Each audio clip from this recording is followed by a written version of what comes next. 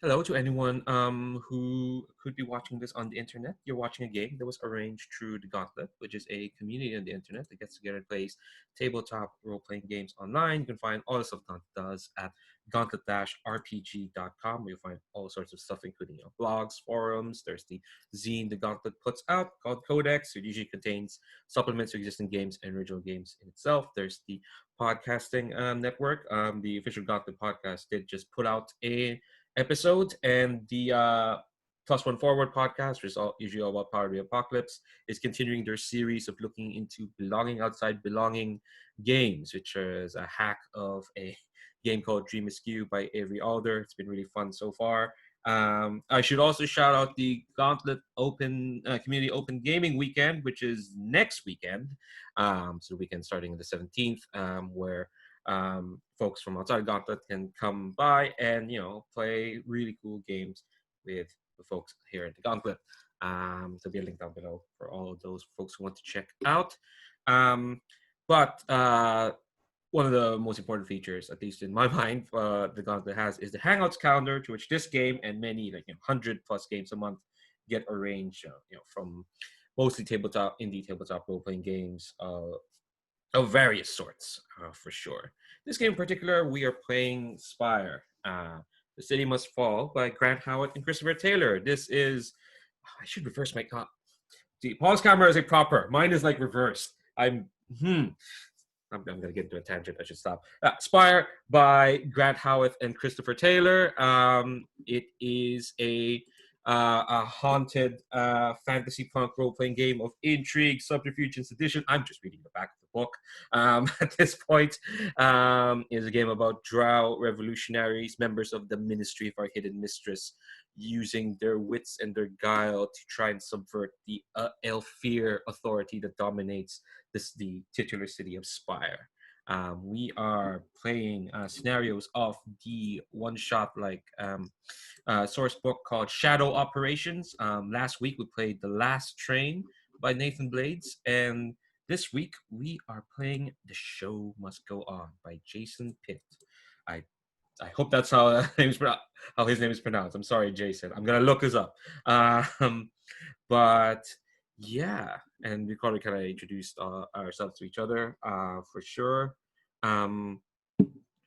So yeah, before we kind of jump into it, and I think you can get a sense of what the scenario is going to be, because of the name. The show must go on, which is basically that there is a traveling group of players, actors and whatnot, who have come to put on a show in the district of Spire, known as Ivory Row.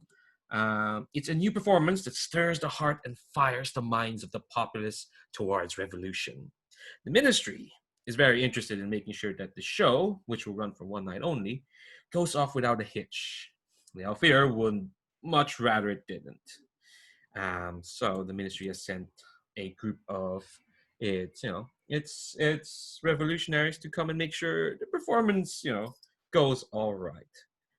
Before we kind of zoom into the performance itself, I do want to talk about the safety tools that we're using for this game, to make sure everyone's on the same page.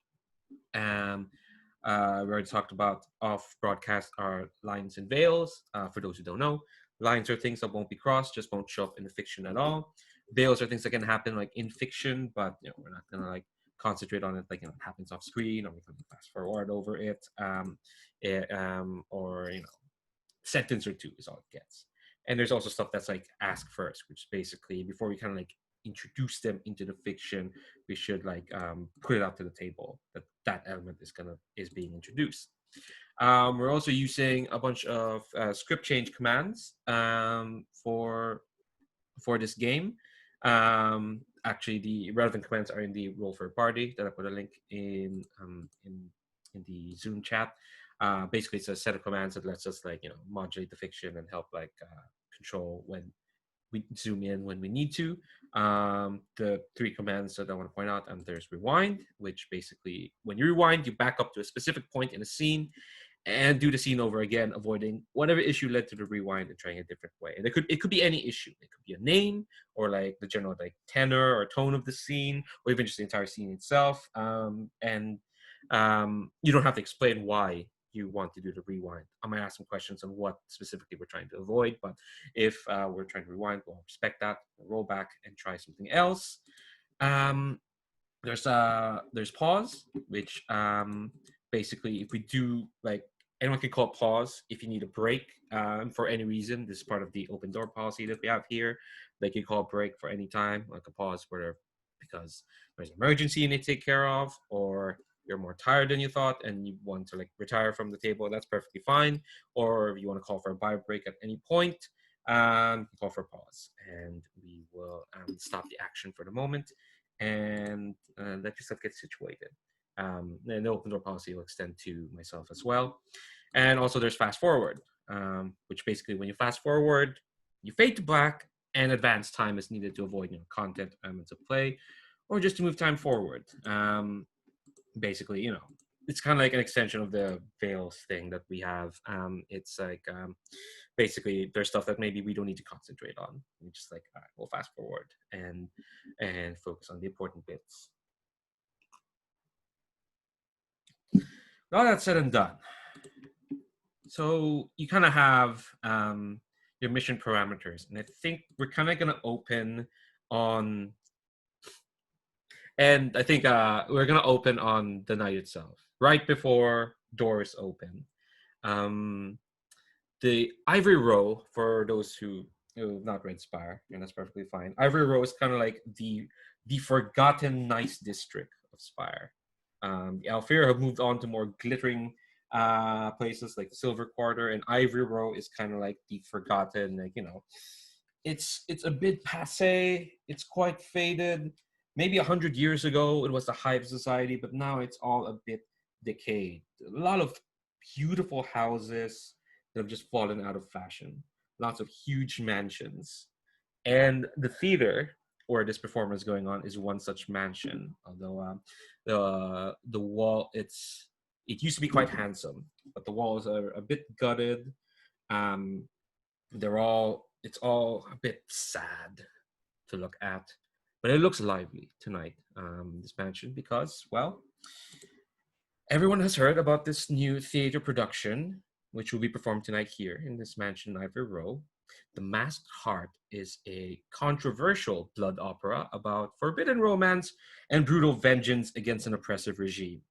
Apparently, this performance has sparked revolts in the streets of Alikam and disorder in the Eastern Kingdoms. Tickets have been sold out for weeks, although, of course, the ministry has given you 4 tickets so that you can attend. And rumor has it that the Lady Theron Thorns on Silk, one of the 3 landlords left in Ivory Row, I'll put her name down in the chat, will be in attendance. The ministry is quite interested in protecting the event from the censors of the Solar Flame and anyone who would disrupt it. So who did they send? Well, let's go. Let's see, what order am I going to? Let's go. Let's go keep going left to right, because the person on the left is one we saw last week in last week's game. So kind of like on this like district in Ivory Row where there's like people are coming in to go to this like gutted out mansion. When I say gutted out, as in like the front wall and like the roof has kind of like been taken out, and it's an open air kind of performance. For sure. Dan's nodding because he works in theater. Very approves of this. But Paul, why don't you tell us where we see our bound and describe him as kind of like he makes his way towards his theater. Okay, Krell. You first see Krell, the camera pans up from that street view, as you say, people crowding into a plaza in front of this mansion, this hollowed out mansion. The camera pans up and you see Krell on a ledge, probably, 50 meters above, and you see him drop his mask, because most drow wear masks, and it's very similar to a sort of a Japanese mask. It's got some sort of like demon's face on it, in bright gloss colours. And then once he's lowered his mask, you see him sort of run off the edge on a sort of silk red rope, and he tumbles round the tower, running further and further down on this rope till he gets to ground level, and basically just cracks the rope behind him, and it falls to the ground in his hand, and he slowly emerges from a side alley into the crowd, walking towards the rest of the crew. Cool. Why don't you tell us more about Krell's character beyond what we just saw there? Because I think we saw he's infinitely cool. Yeah, Krell is a bound, which means he's got control over sort of minor gods, and he imbues them into various objects. Normally his weapon and his rope, but most of his abilities are built on the divine, how he interacts with gods. And before he really worked for the ministry, he didn't actually do any servitude to the Alfair. He just hid in plain sight. That was his sort of background. So he's never performed the indentured servitude that many other drow have performed.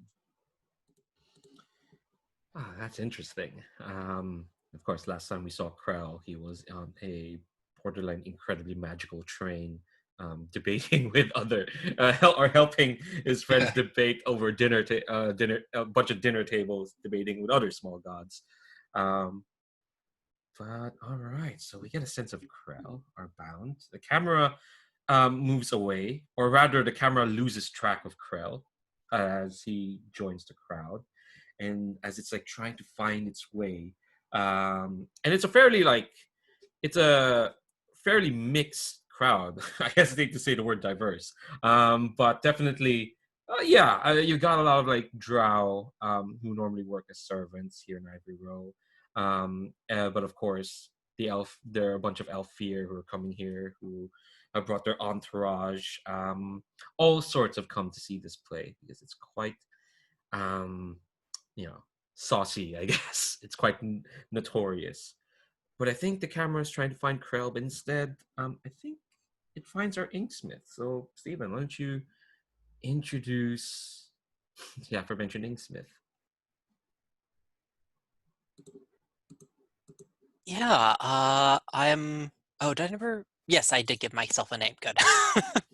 uh, yes, I'm play like we come upon the totally actually a Lord Brinley.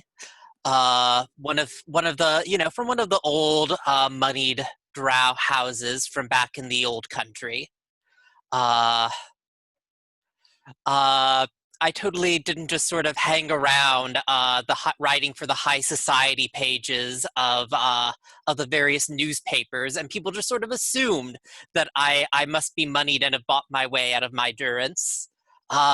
Since otherwise, why would I be there writing on the high society of all the Elfir in the city? What kind of idiot would do that? But yes, I think we see Lord Brinley talking animatedly about the recent trends in Home Kingdom's drama, and the relative merits and lack of merits of certain whether as many Elfir will insist it's not, it is at all culturally appropriative for Elfir to play drow characters on stage. Many Elfir are insisting that it's not. You might meet one of those later today. Yes, I have, as always, for some reason, I have like seemingly an always filled cocktail in one hand somehow. So like when we see Lord Brinley, he's just like, he's fitting in with this crowd. Yes. Gosh. All right. Cool. So, could you explain for those who don't know what an inksmith is? Yes, an inksmith is a journalist or writer of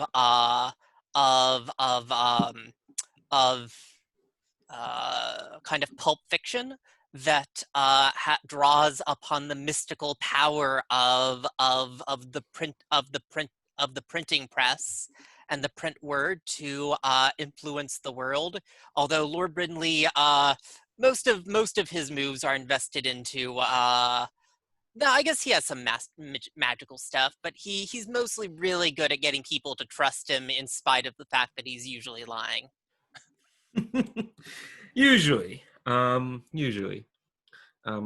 Something I do want to add about the Krell mentioned like masks. That is kind of like a big thing here in Spire. Alfear, they all love their fucking masks. See them without a mask, that's an obscenity, you know. And they've passed that along to their the drow who serve them. So masks is kind of like a big thing. Like, you know, most drow like either choose their own masks or they usually kept like a semblance of where they used to work. Alfear, all about the masks. You don't see them faces. So we linger on Lord Brimley for a moment. Oh yes, I'm wearing quite a flirtatious mask. You know, it practically has a bit of cheekbone showing. And I think the Alfear thing is like, oh well, that's. Aren't you afraid that you're coming quite close to the edge there, Lord Brimley? It's. I don't know why this guy sounds a lot like Wilford Brimley now. I don't know why. it's just a name, but I think. Well, my dear. I mean, if there are any of my edges you wish to come closer to, you need only ask. And as if the camera is far too ashamed to see the rest of this conversation, it moves on from Lord Brindley. And it skates through the crowd. And where does it find our knight? Hell yeah. I think the camera lands on a young man. I guess the drow equivalent to like couldn't be more than the drow equivalent to 16. He's loaded down. He's got a pack with just a lot of like a quarter plate mail. He's carrying a sword that's 1.5 feet longer than he is, and he is following Diadon, our knight, who's telling him how important it is. This is his squire. It's important that you get a cultural education, I think, and I think Diadon might have give a quick look to some ticket scalpers, hawkers, folks who purchase tickets beforehand and then distribute them for a profit, and see if he can maybe pick up one for cheap for his squire, who he forgot to get one. I think you meet this like drow ticket scalper who's like he has this weird mask where it's half a mask, but what it's here and here. It doesn't really make sense. And he's just like, well, I'd be willing to give away these tickets for like a song, sir. He nods towards the big sword you got, or the big weapon you got, because you are a knight. And the thing with knights here is that like legally you can carry a big fuck off sword. And I think when you come to him, this guy's like quaking. He's like, we're not. This is all perfectly above the board, sir. Oh no, perfectly above the board. Yes. I'm just asking you to do an officer of the law a favor. Well, I'd be quite happy to oblige there, sir. But you know, Drow's got to make a living. We've got to put, I've got to put our kids to bed, nice beds, fairly soft ones. You're used to soft beds, are you, sir?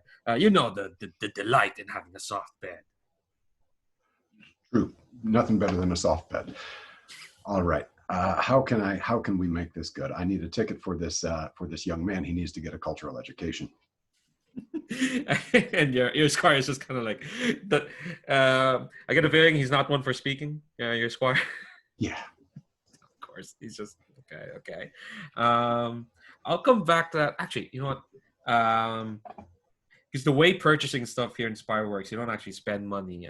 We roll stress against one of your resistances. But let's do the rest of the introductions before we start getting into mechanics talk. So we move away from this poor half-masked drow. Well, not poor. He's making a living. He's fine. We move away from that, and where does the camera find our idol? I think the camera doesn't find the idol first. It's more that you see the reaction of the people seeing her, and the reaction is probably one of reverence or awe. So Alira, let's see, is that my name? Yes. Alira moves through the crowd with exquisite beauty and grace.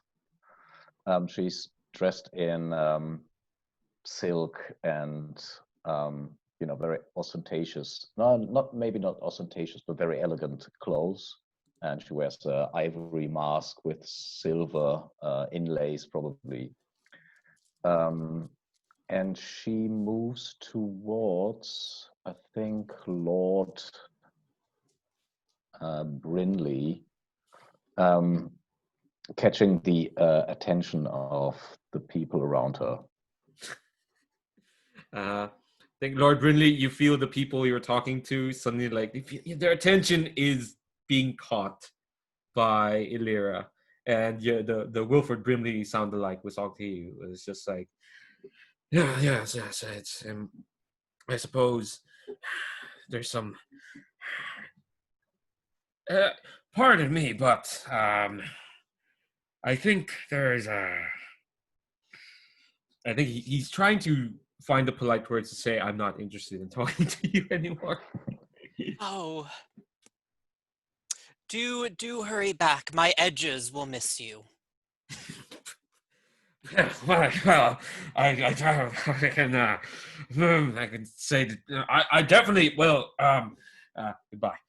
And others off towards and yeah, there is a crowd around Illyra, who is an idol, and I guess I want to ask before getting into more stuff, part of being an idol is being an artist, being a person in the sphere. What is the art that Illyra performs? I think it's probably dance, which would explain why she moves so gracefully. Oh yeah. Okay. So I want to before we kind of get into this, because it does feel like all the characters are going to come in and they've got stuff. If it's okay, why don't we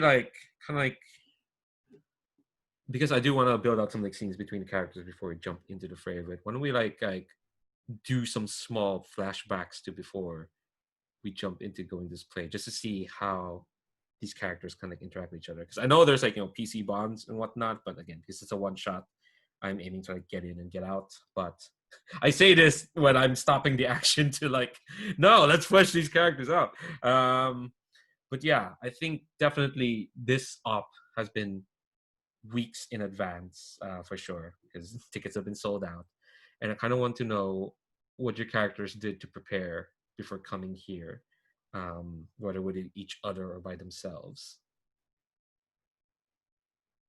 And I want let's go right to left then on the character. Let's go backwards.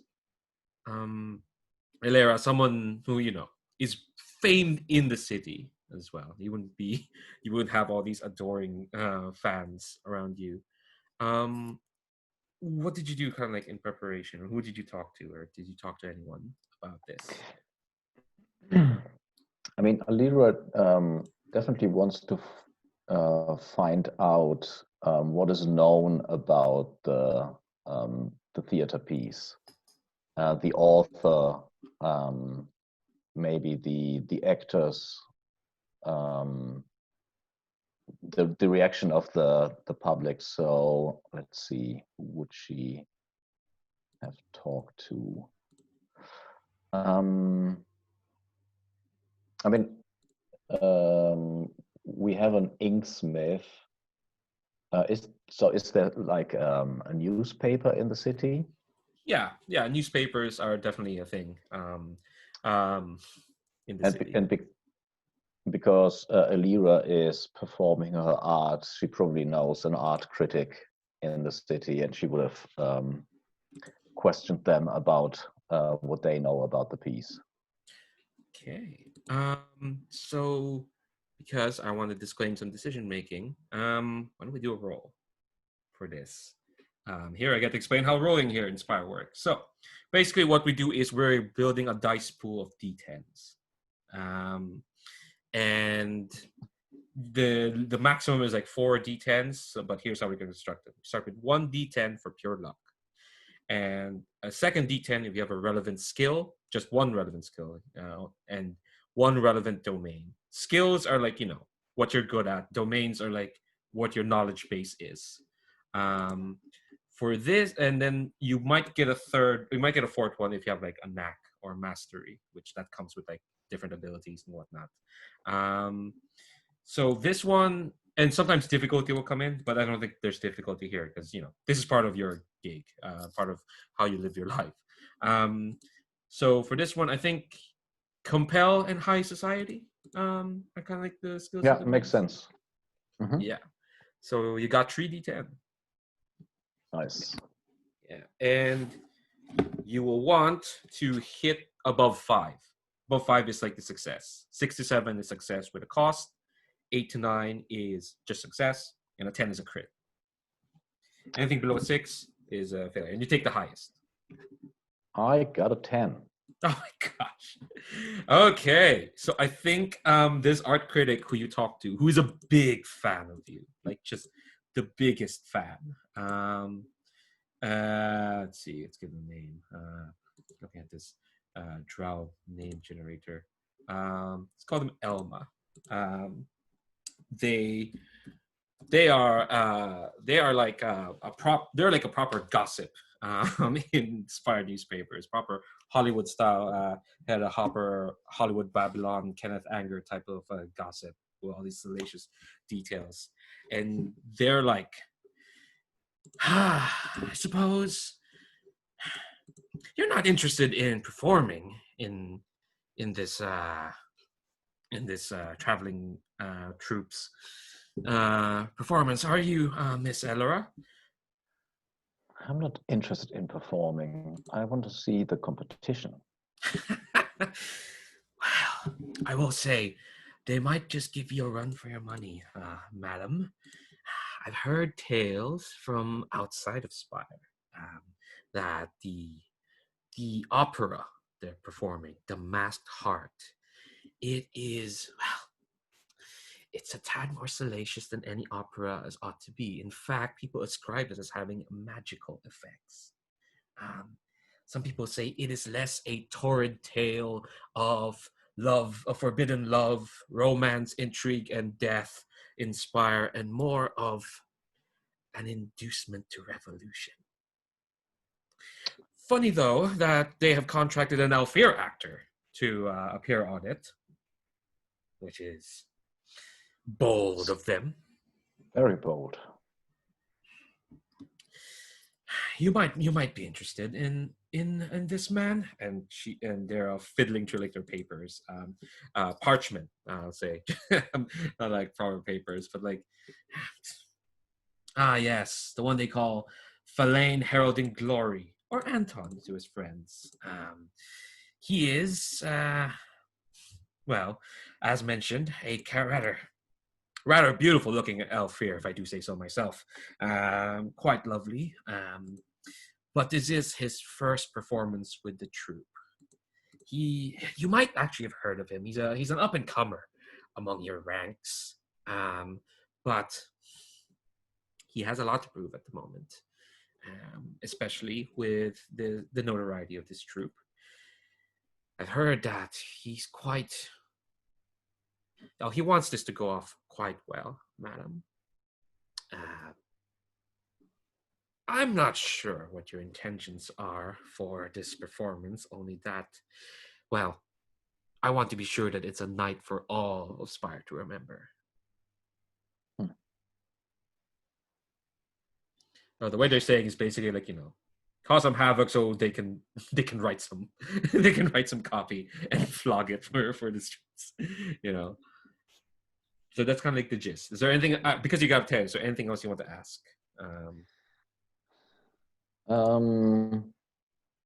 So out of character, is it known that the Elfir oppose their own system? Like, isn't it weird that one of their own wants to bring the system down? I think I think it's not well known that this play is that there's rumors. That's why there's a lot of intrigue. That's why Elfir are coming to watch it. There's rumors that it has brought down kingdoms out in the east. So it's not terribly weird. I mean, you know, there's some as Stephen mentioned, this is kind of the equivalent of this is an Elfir playing a drow role, you know. There's that sense of like, you know, oh man, you know, it's good. This is an Alfir and Drow face. Well, he's wearing a mask, so it's hard to see. But yeah, I think you get the sense of like, yeah, it's part that it's not necessarily an Elfir going against the system because this performance seems to be nobody has twigged yet. Only Elma's sources have twigged. They're like, oh, this could be something magical. But then the assumption would be that he performs something, there's some kind of magic, but he doesn't even know that he's part of it. Either he knows and then he doesn't oppose the revolutionary gist of the play, or he doesn't and is manipulated by the magic somehow. That's for you to find out. Okay. Cool. So that's what Elra's up to. What about I need to internalize his names. Diadon. I think Diadon earlier on in the day, maybe the day before, stopped by the theater under the pretense of like safety and fire inspection, very, you know, sort of above the board. Please give me a tour of the backstage as you're loading in. He's just in the way. All of the stagehands are pissed at this. Maybe does a cursory inspection and then grabs the ear of I don't know, someone in management, stage manager, house manager, something like that, to invite them out for a drink and bend their ear. Do you have a move? I think you have a move for this, right? Oh, I think I probably do. Yeah, I know that I always know a bar nearby. So you do? Yeah, once per game. Name a nearby bar or pub. Nice. Yeah, there is absolutely it's a very nice looking bar, for sure, because this is like the once wealthy district. You know, it's actually, you describe it. For instance, this is the bar you find nearby. Oh, yeah, I think it is a retrofitted into an old mansion. There's a lot of like small private rooms in one sort of larger gathering area. Let me see here. I assume we're in sort of a gaslight time, maybe no electricity or very, very rudimentary electricity. Yeah, it's more it's more like magic electricity, I guess. Okay. Let me see. And it is fairly well kept up,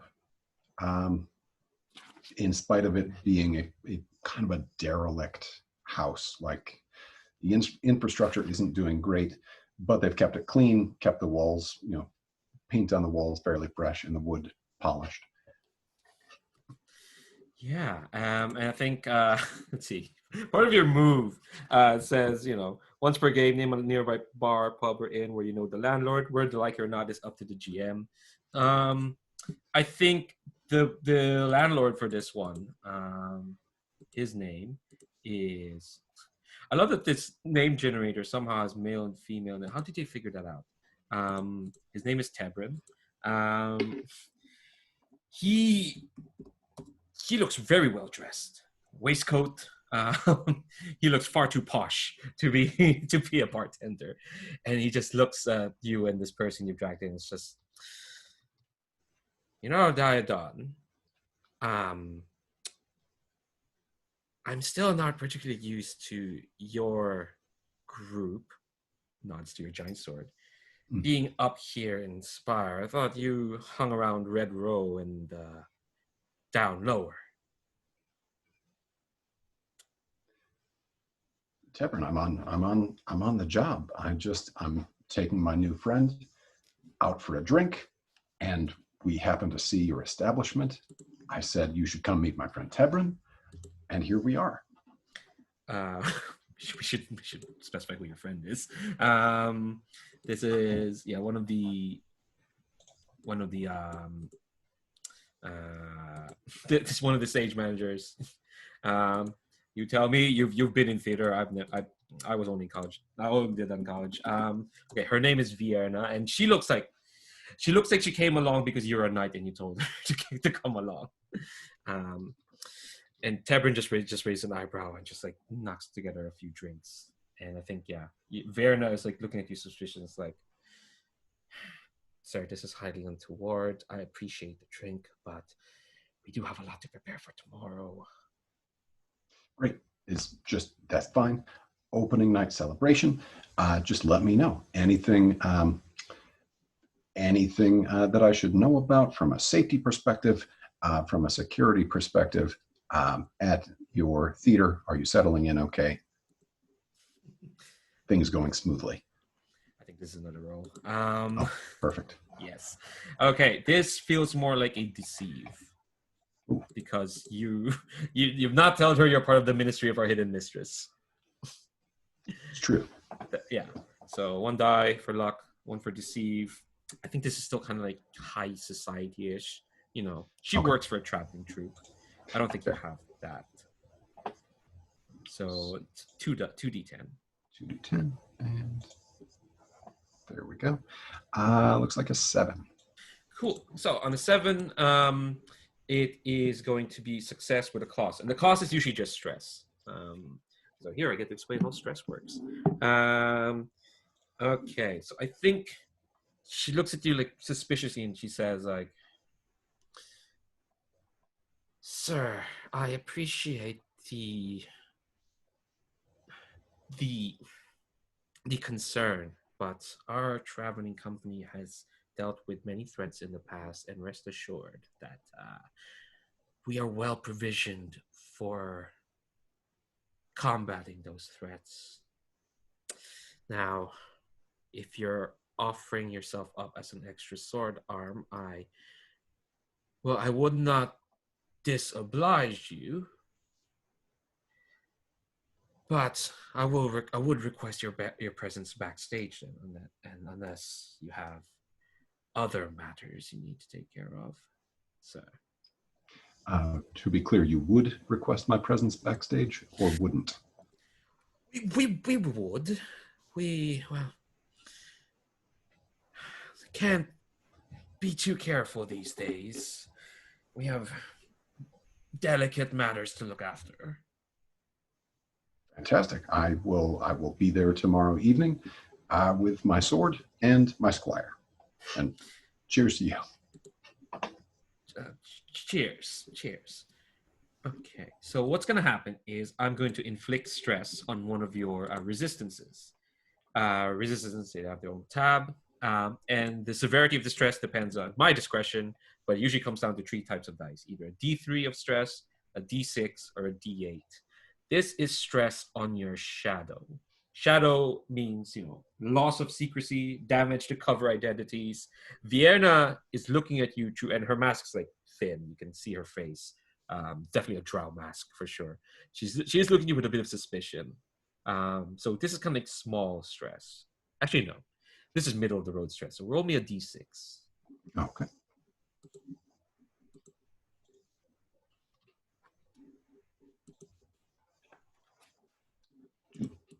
All right, 2. Okay, so every time you incur stress, I'm going to roll myself my own D10.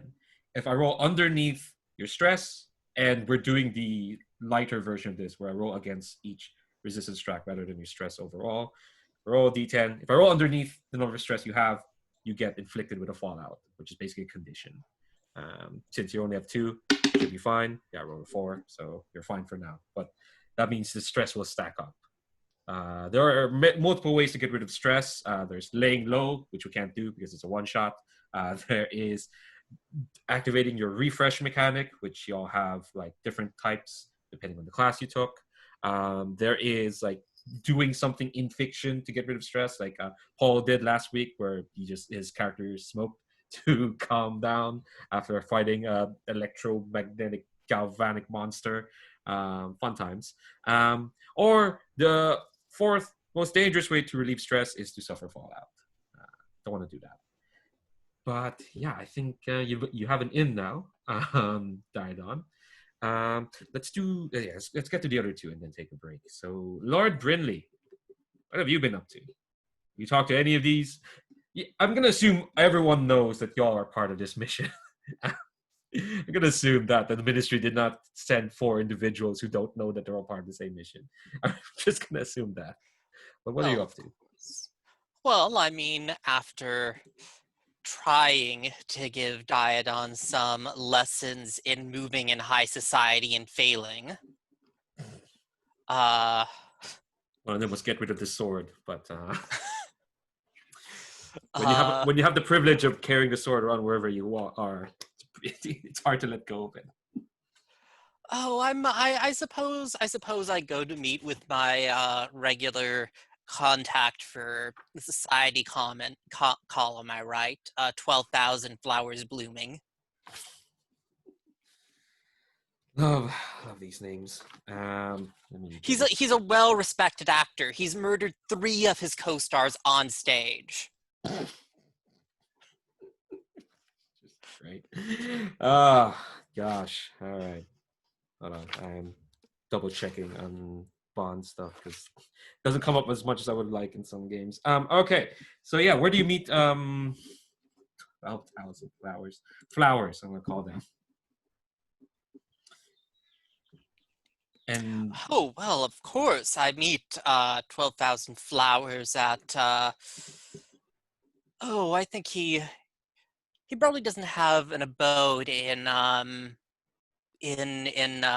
like the Elfir quarter proper. He's not that wealthy of an Elfir. Still pretty good compared to where you were. Yeah. Like what's kind of the nicer part of town? Silver District, for sure. Yeah. Probably around there. He has a well appointed apartment. I bring along a bottle of fine aged whiskey, which is specifically I bring along the bottle. The insides are not fine aged whiskey. Of course. Of course. Yeah, I think you find Flowers. He's a bit agitated. He's pacing around, and you can see like on his deck there's like a bunch of like scripts. And I think he sees you, and he just like grabs the bottle and just says, "Finally, someone with some sense here. Someone with some idea of what I need. You've always been a good friend, Brinley." Oh, of course. What has you so agitated, friend? There's this. I'm suffering from a severe drought of artistic fulfillment right now, Brinley. It has been a score and a half before I found something that's worth my talents. Have you seen the dreck that has been filtering into my home for the past couple of weeks? It's unconscionable, Brinley. It's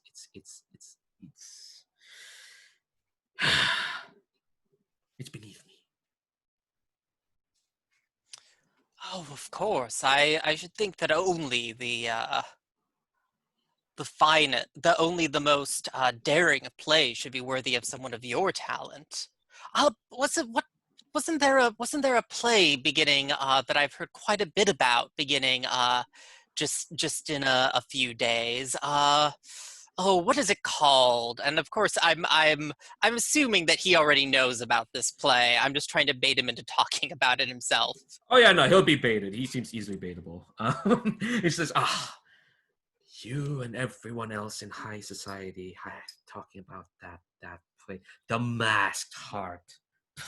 if they had any clout, they would be performing it over there at the certain name of a theater in Spire. I can't think of one right now. Over there instead of in Ivory Row, right in the domain of Lady Theron. They are asking for trouble.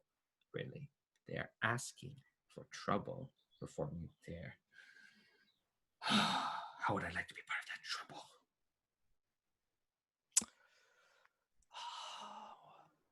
I mean, I would so like to do something to help my friend, but it seems that they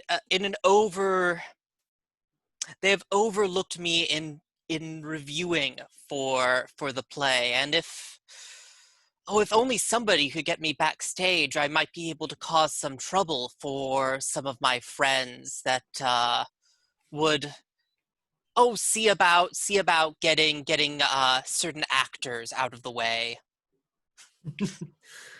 Because he's your bond, he will do this.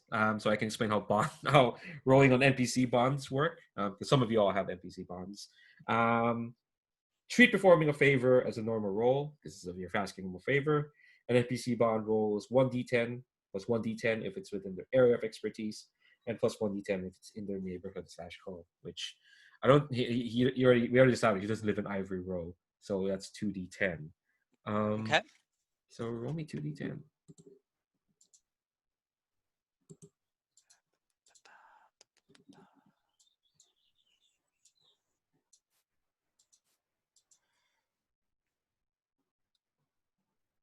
So many dice. Yeah, there's a lot of dice.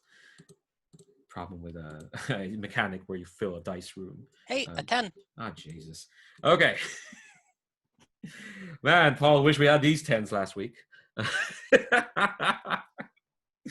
Yeah. Okay. I mean, you say that, but I just got like 20 misses in my last PBTA game, so.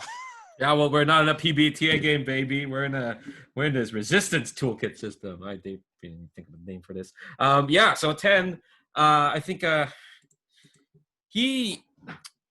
first off, he takes a swig straight out of the bottle, and I think he just like, oh, that's minty. Of course, I don't know how he did that wearing a mask, but he just did. He just did.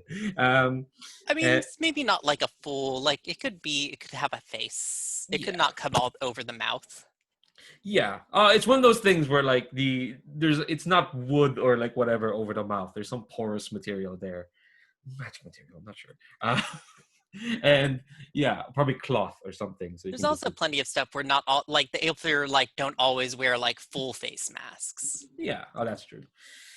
Yeah, I think chill. I think he feels a bit chilled and says, "Well, it just so happens that word on the grapevine is there are some folks who may have an inn inside who'd be interested in causing a bit of chaos on the backstage. I've already mentioned the quite formidable Lady Theron, and I've heard that while she is to see the play herself, she, as one of the landlords in Ivory Row, she's sending one of her handmaidens to inspect the backstage. And you know how handmaidens are, they're quite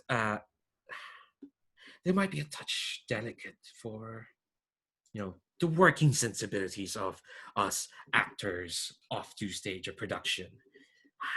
I'm sure she could do with an escort.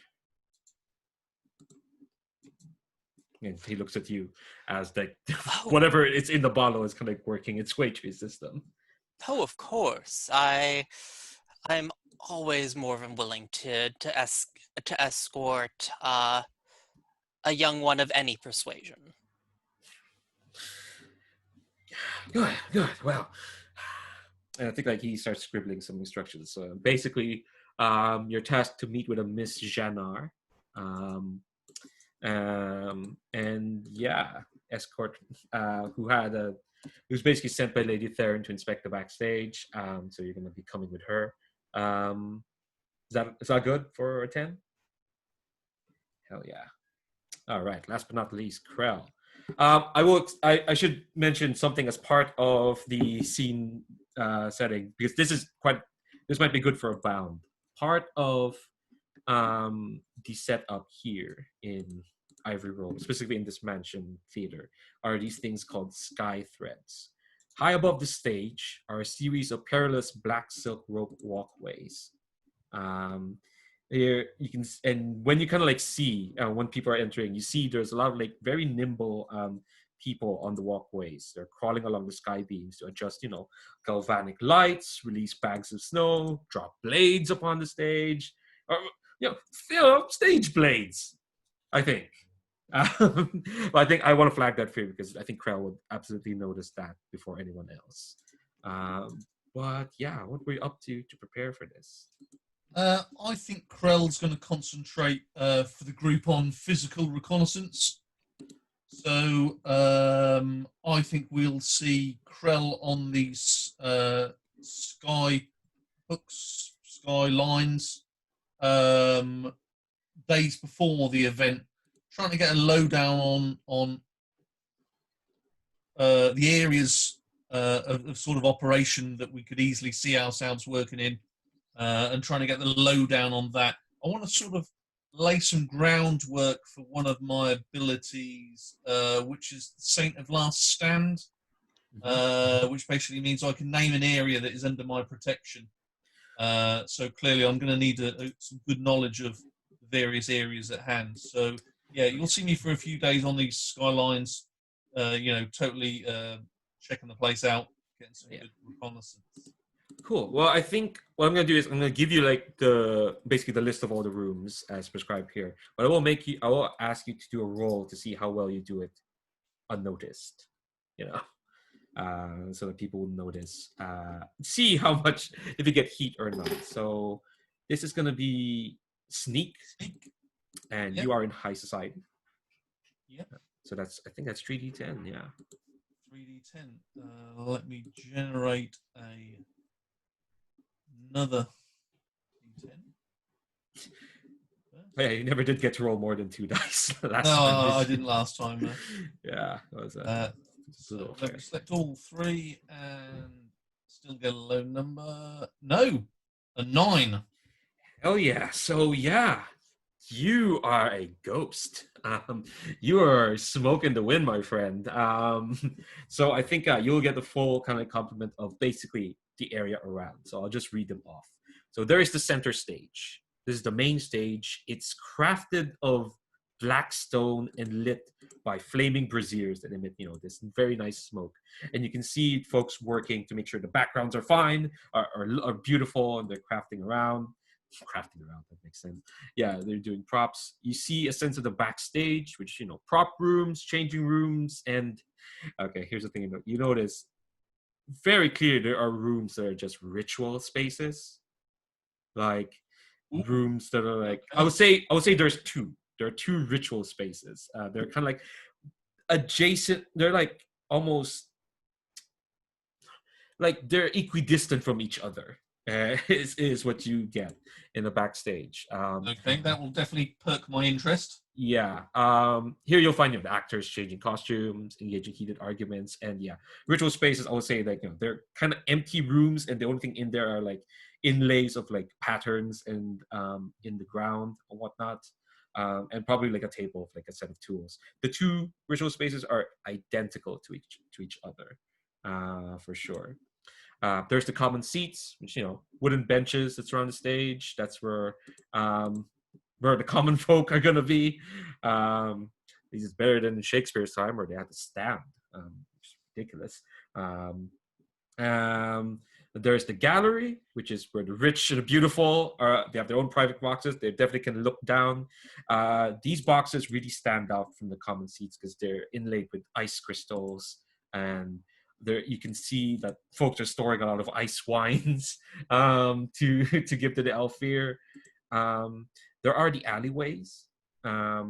Basically, the area around you is like it is a warren of alleyways, and there's like servants' passages, hidden alleys, and cultist quarters, which I would say that's fairly typical for Spire. You kind of expect like 5 cultists, different kinds of cults, to be hanging around. There are just gods everywhere. Yeah, I mean, you have gods in your shoes, in your knife. Of course. Yeah. Yeah. I would say because you got a 9. Interesting thing about the alleyways. What you'll notice is like not necessarily a room, but like the people there. There is like a certain group of people, a certain class of people in Ivory Row called the Hidden. They are kind of like they're mostly kind of like drow, for sure. There are people who have snuck into Ivory Row because things have gone to shit there. They're squatting in like mansions and alleyways.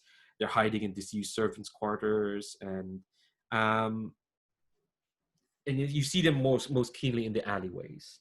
If you want to say you want to declare the alleyways as under your protection, I'll count for that, for sure. But basically, those are kind of like the locations you scope out. There's the backstage, the stage itself, the common seats, the gallery, the alleys, and also the sky threads.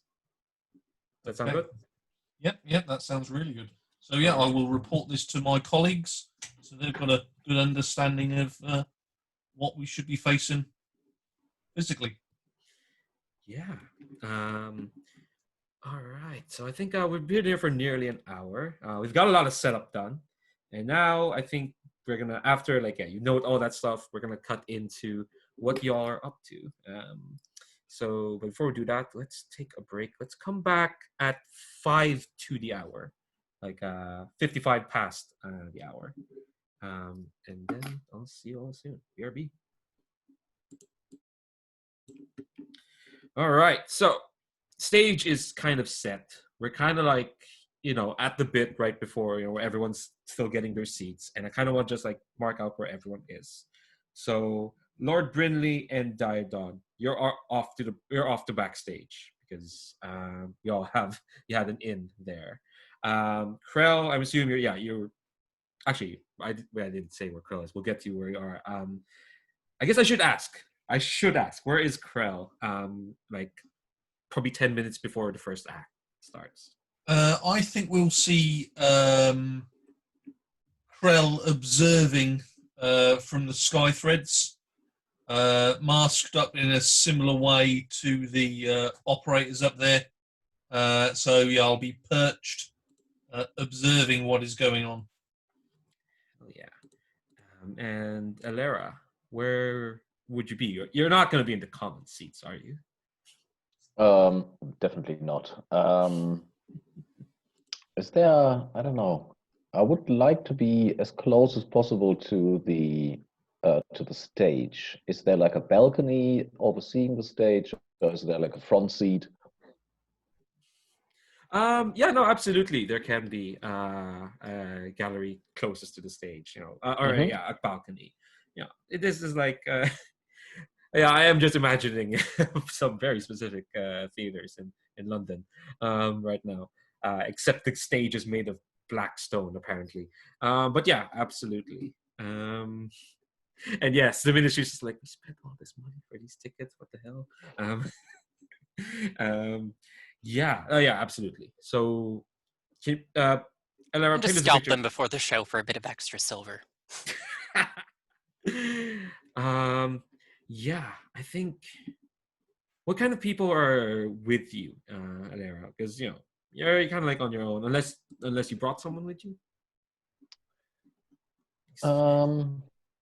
Yeah, I could have brought some of my most ardent fans. I think. Let's see. Just a sec. Names list. You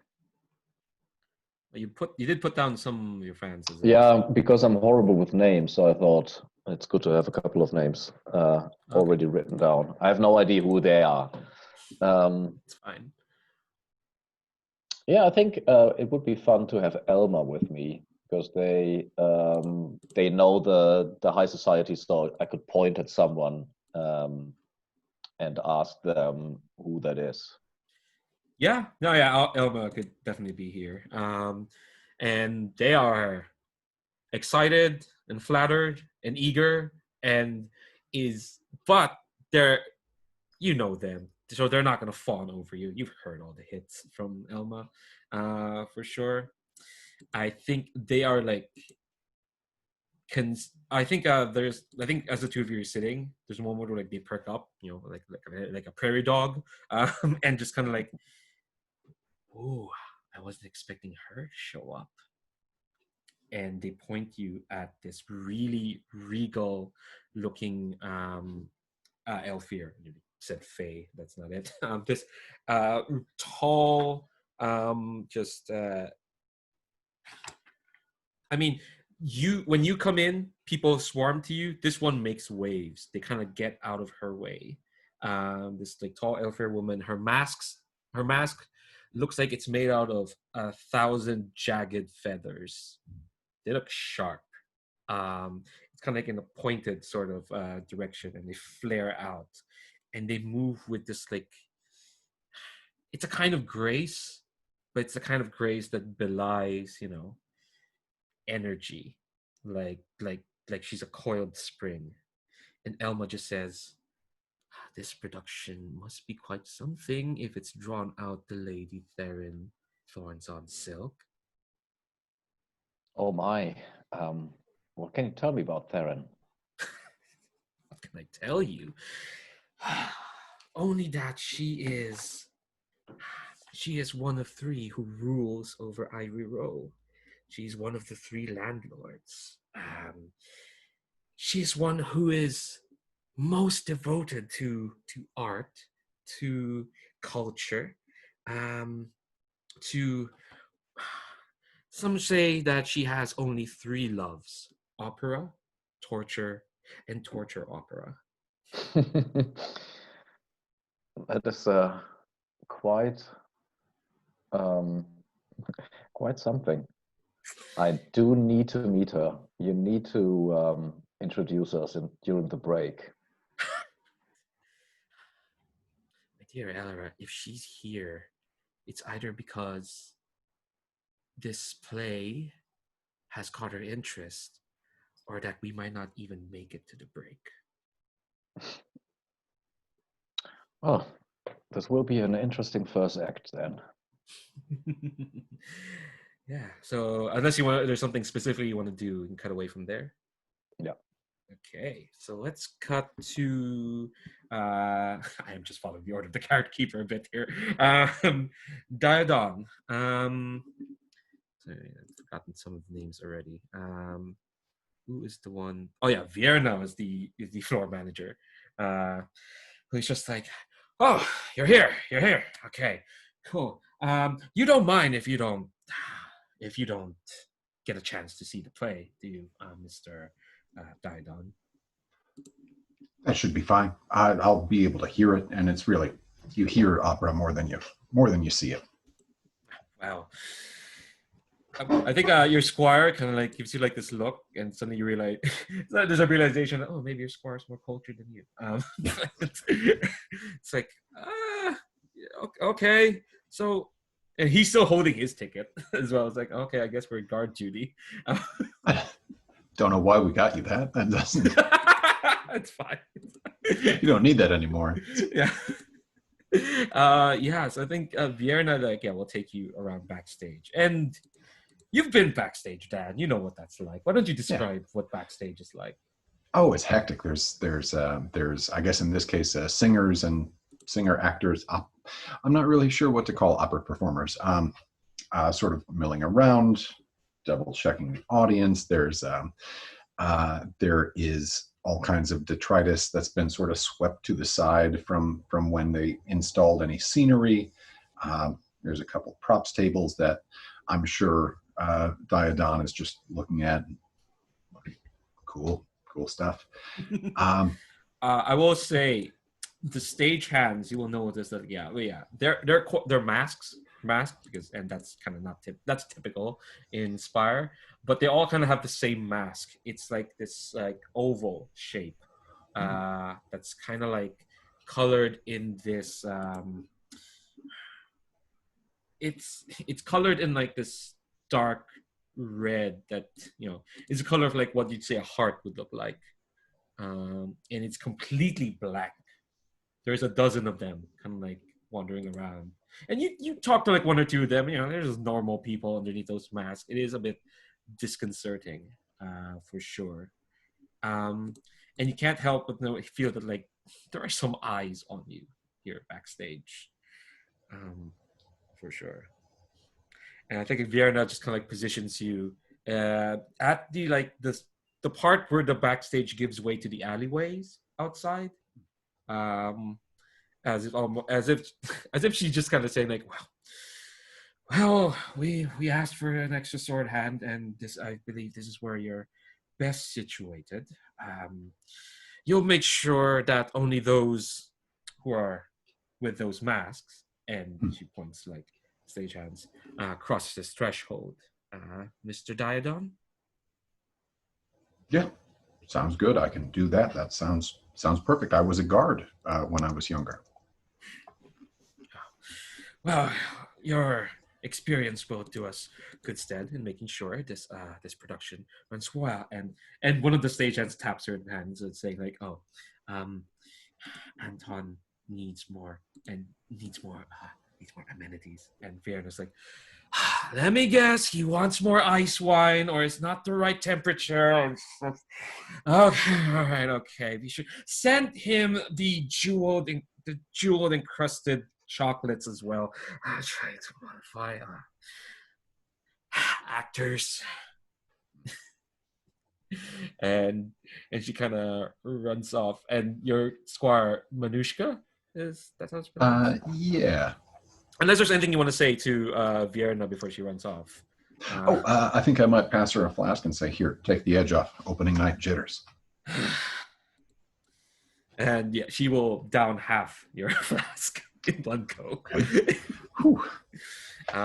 Yeah, I think I'll say what you see out here in the alleyways for the moment. You know, I think it opens out to like there is like a direct alley towards you, and you can see there's like openings around the street. And I think you do get a sense of like there are people here, but you know, the hidden they keep to themselves. However, there is like you see out in the distance there is someone walking towards you, and it's someone who is like quite tall and armored. They really stand on this alleyway. It's almost they're shining quite bright in this place, and you as a guard you would know that this person is the more the closest look like this rather striking knight who looks out of place in this knight in a different sense compared to you. You're a knight of a specific order. This one looks like they belong in like higher society, and you notice that they are a member of an order called the Solar Flame, which is the main religion of the Alfir. And this knight, who I'm gonna say has this proper like their mask is and their helm is like a face, you know, it's like proper sculpted with the cheeks and the nose and everything and eyes, and they got this like headdress on and chainmail around it, and they give you a salute, and they say, "What troubles this traveling troupe that would employ a knight as their guard dog?" Oh, I have no idea, but I will say seating is around that way. This is the backstage. You don't want to be back here. You need to, and if you don't have a ticket, I have a spare. Here you go, Manushka, here. And I give him. I think they raise a hand as if say no. "I'm not interested in the details that will be performed on stage, Sir Knight. I am more interested as to what has drawn one such as yourself to, well, stand about and not partake in the night's festivities. Are you not interested, sir?" Can I be honest? I don't like opera. I thought it was just a regular play. I thought it would be a comedy, but I hear it's opera, and so I don't. I just thought I'd watch the alleyway back here. Yeah, I was gonna say you see. Oh yeah, you do hear it. I was gonna say you see them smile. I forgot. No, they're wearing a mask, so you don't see them smile. They just kind of like tilt their head, and it's just, oh, that's quite understandable. I find operas to be a dreary affair as well. I too prefer to laugh. We are of accord on that. Do you know much about what they're performing tonight, Sir Knight? Oh, I understand it's a love story. It's new. It's very new. So that means there's probably a lot of atonal stuff, I assume. Um, that is all I know. Oh, and I think there is a new actor in the troupe, and they have a good reputation. I don't remember their name. Yeah, there's a new famous actor in the troupe that's taking up a role for the first time. Then I see that though you know of. Actually, no, that's not what they say. I think they nod and say, and they lean kind of closer and they say, like, then, Sir Knight, I suppose you are invested in ensuring this opera continues to its fullest form. Oh yes, it's very important that people have opportunities to expose themselves to culture and arts. The arts, very important. And I'm making a point to make eye contact with my squire every time. It's so important to learn and to appreciate beauty. Yeah. What if I were to tell you that the beauty this opera espouses can tear down the very foundations of this city, Sir Knight? Well, then I would be very disappointed that I didn't get to see it. Now you've piqued my interest. That's a shame. But if you want to see it, like I say, seating is it's down that way. Again, this is backstage. You can't be back here. Okay. I think if you want to drive them away with just talking, I think this is going to be like an action roll of sorts. Okay. This one is persistent. All right. I'm going to say, 1d10 for luck. This is a compel order for sure. Great. Yeah. Look, I'm invested in making sure y'all roll a ton of dice. Last week, we saw the perils of rolling only 1 or 2 dice, as Paul will attest to. I would say, though, there is a difficulty of 1. Difficulty takes away a dice per difficulty. The limit is usually just 2, but I think this person, they are giving off, they are solid, as in, like, they are not to be easily swayed. But I think because you're a knight, there is a bit of a rapport there. So difficulty 1, so you only roll 2d10. Okay. All right, that's an 8 and a 9. Jesus Pretty Christ. good. Where were these rolls last week? Yeah, I think they just, like, again, this cold, pitiless carved face is looking at you, Daidon, and it's just,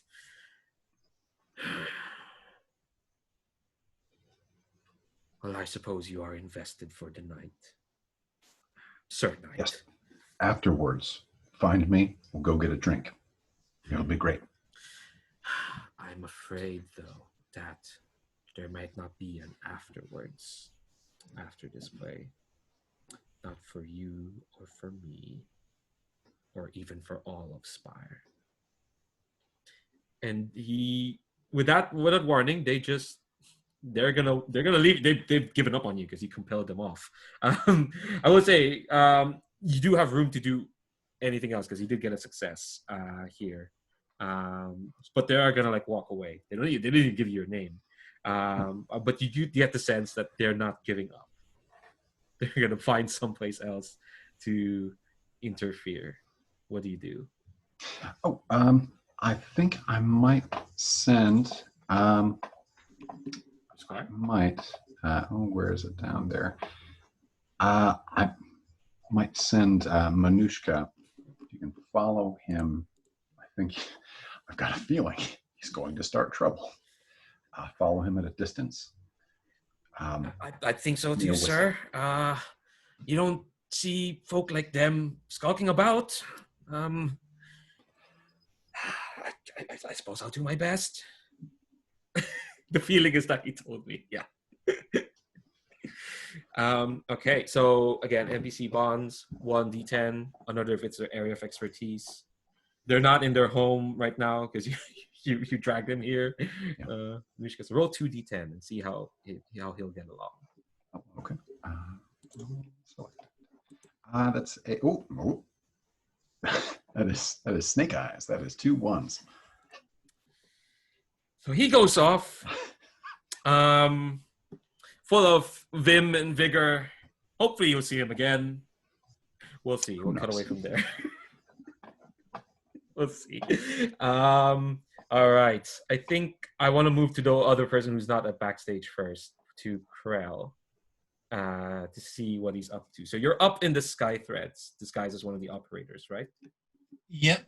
I don't think we'll see much sort of interaction really at this stage. I really want to sort of observe. So I'm going to keep an eye on. Clearly, I've seen this unit arrive. So I'm going to keep an eye on him when he leaves backstage and moves forwards. But yeah, I'm just looking for anything that stands out, really, especially people. Keeping an eye on those ritual rooms backstage. And yeah, I'm just looking for odd things that stand out, really. Okay. There is like a role for that because investigate is one of the skills, but you don't have it. But you can roll to see if like you spot something. At what distance is Alara's fabulous outfit visible? Important question. That needs to be answered. It's probably really visible.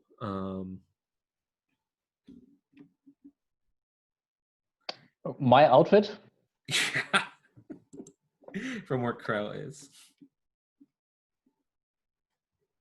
Can you ask the question again? I didn't get it. Steven? It was just a joke. I was just wondering about how visible is this amazing outfit you're wearing, because you are the idol. So I assume you just have something amazing on. I don't know if it's amazing. I think Alara is more about the subtle beauty of a classic line or something. Mm-hmm. Maybe there's some cleavage that he can see. What is worth a watch? Okay, let's see if you spot something out of the ordinary, Corral. So I don't get a skill. What sort of domain are we looking at here? high society. I've got quite a few domains that cover high, low, criminal. So yeah. Okay, so, 2 dice. Yes. Then here we go. And we've got a 9. Jesus. Well, rip Manushka. But okay, I think. Oh, here's what you notice. Around you, the folks are working. The stage hands up in the sky, very nimble as they're adjusting lights. They're propping up stuff. You will notice there is another one of them who is observing everything just like you. They're like very casually hanging off like 2 of the sky threads. They're almost kind of like draped over them, and they're just kind of like watching the crowd. Okay. Yeah, and they've not noticed that you've noticed them, for sure. Good. That is how we'd like to keep it. Yeah. So yeah, I'll keep them in my sights as I continue to observe. I'm more than happy with that. Hell yeah. All right. So I guess last thing we need to do before we actually start, before this is like 6 to 10 10 minutes before the curtain rises. But Lord Brinley, I think you meet up with Miss Janar, who she is, as mentioned, a handmaiden of Lady Theron. She's got this like fairly nice kind of like dress, but still very clearly like no, not maid's dress, but like it's like a lesser version of what Lady Theron is wearing up there. She's got gloves and she's got this kind of like mask that is like a takeoff from what Lady Theron's wearing, except that the feathers go around instead of flare out, almost like making like a small crown. And she Why, hello, my dear. Why, I did not think that Theron would dare deck out her maid in something in a dress that looks better on her. That looks better on you, I should say, is what I meant. You are Lord Brinley, yes? Of course, yes. You've heard of me. Yes. They're staring at you. She's staring at you. Just. You are my escort, yes? Indeed, and I offer my arm. She looks at it. Looks at you. And slowly takes it. And then she drags you into the backstage. Her grip is stronger than you'd expect. And she comes in. Really, dear, I usually prefer to get to know each other first. You are my escort for the night, Lord Brimley. I do not expect to see you afterwards.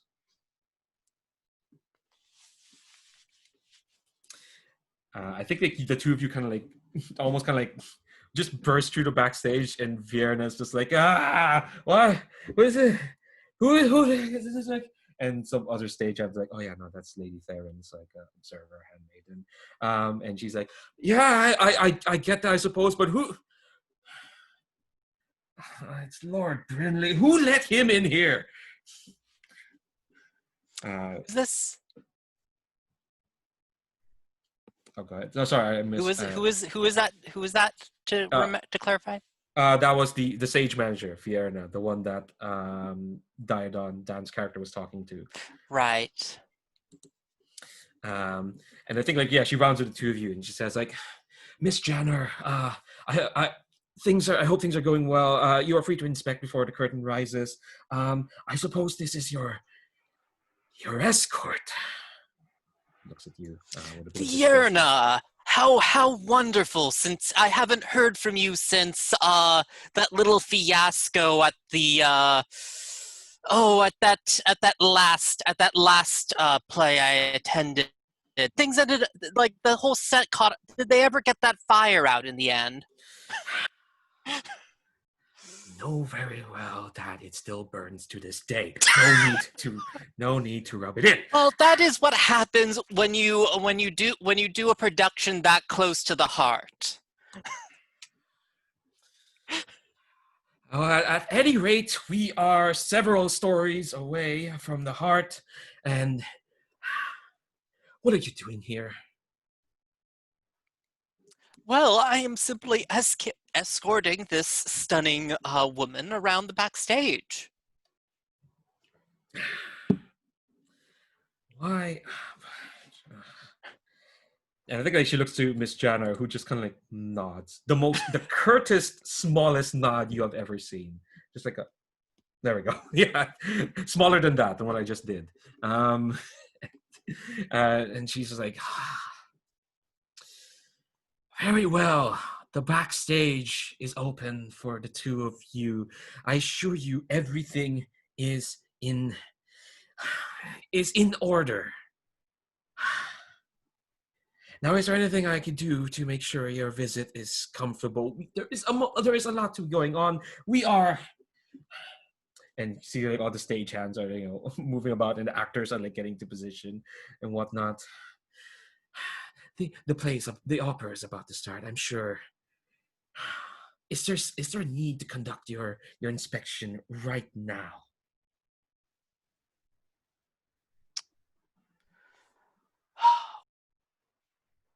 Stephen, you muted yourself as you started talking. Sorry. No. Well, I should think that an inspection waiting until after the show would be rather late then, wouldn't it? Miss Janner's like, it would be. Let's go. And Vienna's just like, oh, it's just don't come any close to any braziers, Brindley. I've got eyes on you. As she runs off, and I think Miss Jannar will drag you towards she's very deliberate where she's going, and I think I'm just talking amiably, trying to get her to open up. I want to find out what's happening. And I think, okay, here. As soon as you say that, you hear the band. I guess the orchestra. It's more of an orchestra than a band. Start playing, and you hear the winching as the curtains rising, and people start clapping. As soon as that happens, you're kind of like in this part of the backstage where no one can see you. And as soon as it happens, she lets go of your hand and suddenly leaps forward and tackles one of the stagehands into one of the rooms. And then you hear like a scuffle going on as the play starts. What do you do, Brindley? I amiably stroll in and take in what's going on. Yeah, she, well, the stagehand is knocked out, and you see when you stroll in, you are in a room that looks like it's been set up to do a ritual of some sort. It's bare. It's almost solid black, except you can see like where the black bricks are kind of like put in. There is like silver like carving. There's like, why, our first date, and you already throw me up for another man.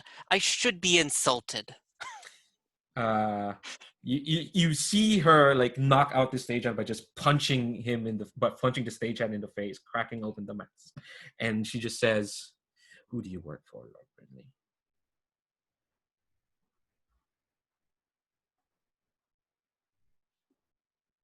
I think Stephen's frozen for us.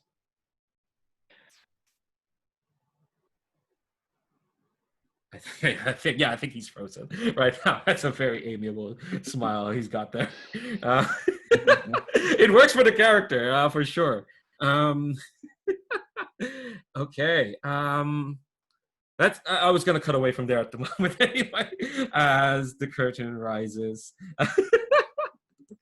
Well, watch out for my emails. See how that's doing. Oh, there he goes. And we never saw Lord Brindley again. Okay, so let's, Act 1 of The Masked Heart.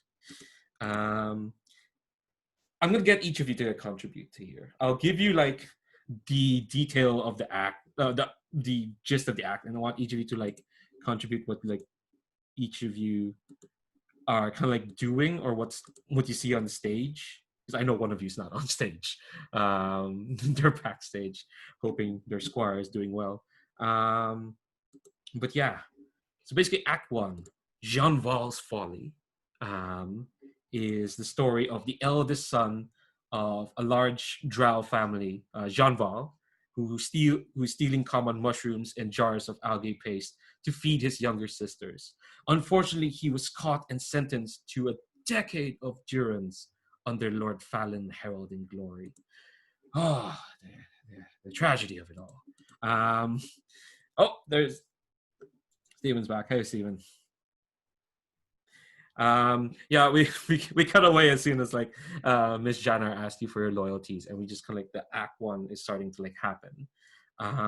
So I'm gonna ask each of you to contribute what's happened, like what sort of set dressing, how's the acting doing, and Act 1 is basically just about this drow Jean Val, who is a large family just trying to support them, might have stolen a loaf of bread. I don't know what his serial number in prison is. It's probably something very famous. I just realized his name is Jean Val as well, for God's sake.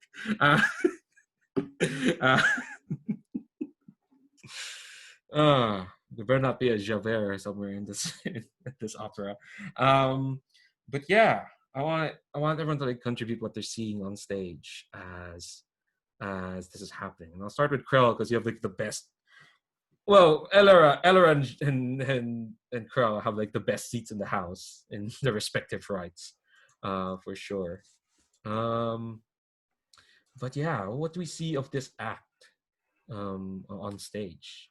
I'll start with Ellera from where you are. Yeah, I like the idea that it is a modern play or opera, which means that the music is maybe like late romantic Mahler or something. So there's already dissonant. And to go with the theme, maybe the stage dressing is very abstract. So it's not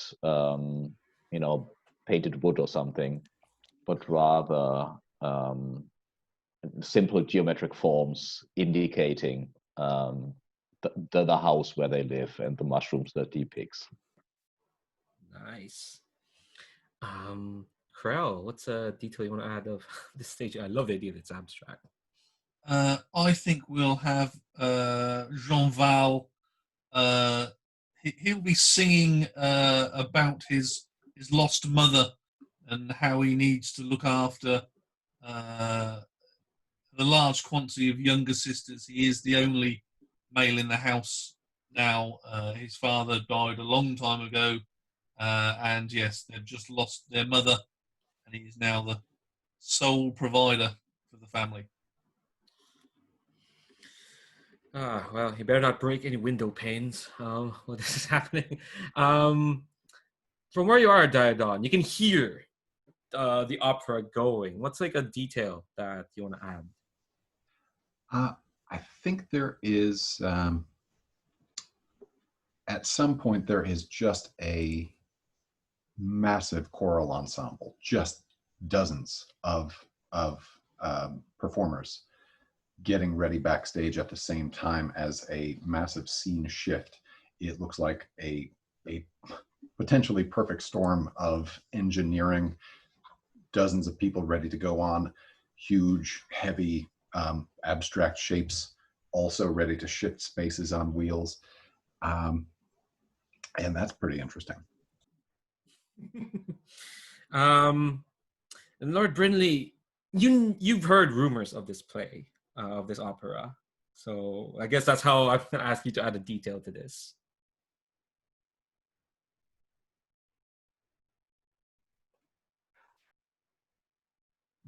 Yeah.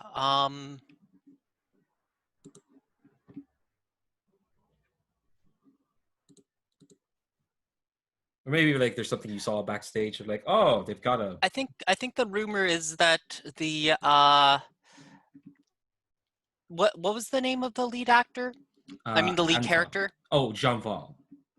Yeah, Jean Baum. I think there's like a rumor that like the actor of that role, like on the opening night, the person playing that role tends not to survive the night. All right now, well, I think you know as well. The person playing that role is your friend. Well, not your friend, but someone you know, Anton, that Elfir actor.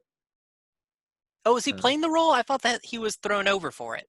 No, I probably should specify. No, this is. Wait, hold on. I think we're thinking of the two different actors because I know you have an actor friend, Flowers, right? Oh yeah, okay, this is a different guy. Okay. Yeah. No, he told you that like the lead actor is an Elfir that he knows named Anton. Yeah. And that's the one who's playing Jean Val tonight. Yeah, that's what I thought. Okay, yeah, cool. Yeah, so I think. Okay, let me figure out where to go from here because there's a lot going on. So the play is happening. I do think we need to settle what's happened with Lord Brindley first because we did kind of leave him in a bit of a cliffhanger. So yeah, as the play starts. Thanks, Paul. Yeah, Ms. Jannar has asked you a question, Lord Brindley. Who do you work for?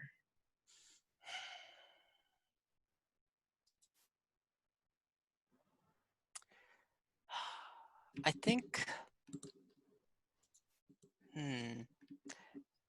Yeah, I think that.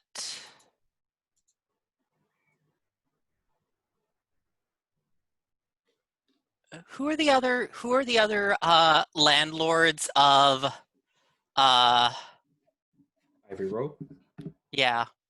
Give me a sec, because one of them is involved in this one shot. There are two others. Yeah, there is the wicked Mr. Alas. Yes, I am he's sure Mr. Alas would be quite interested to know what your master is having you do here. Okay, cool. Because the other one does have a character in this. Mr. Alas does not. This makes sense. Yeah. Are you trying to like? Perhaps we might find some way that we can serve both of our masters. Okay, this is a roll for sure. There's gonna be a difficulty of 1 because Miss Janar is implacable in many respects, as you probably guessed. This is gonna be deceive, and yeah, high society. Okay, Sure. so I think that's 2 dice total then? Yes.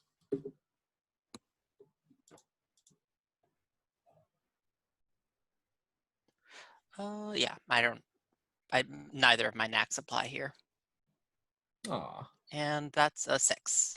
Ooh, just about.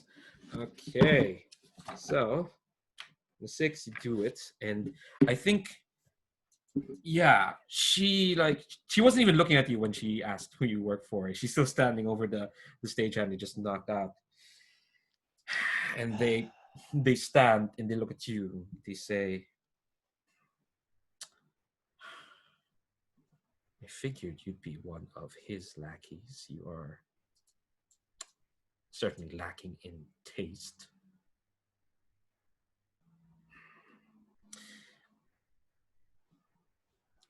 Then we are of accord.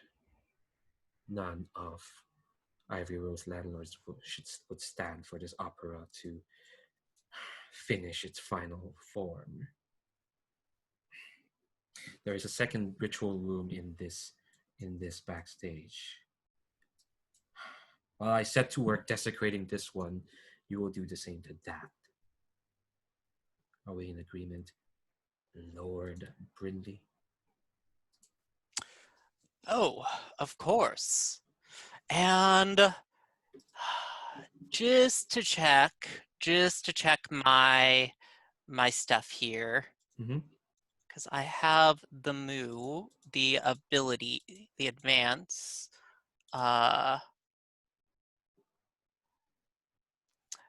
When you convince someone to trust you against their better judgment, you gain them as a temporary bond.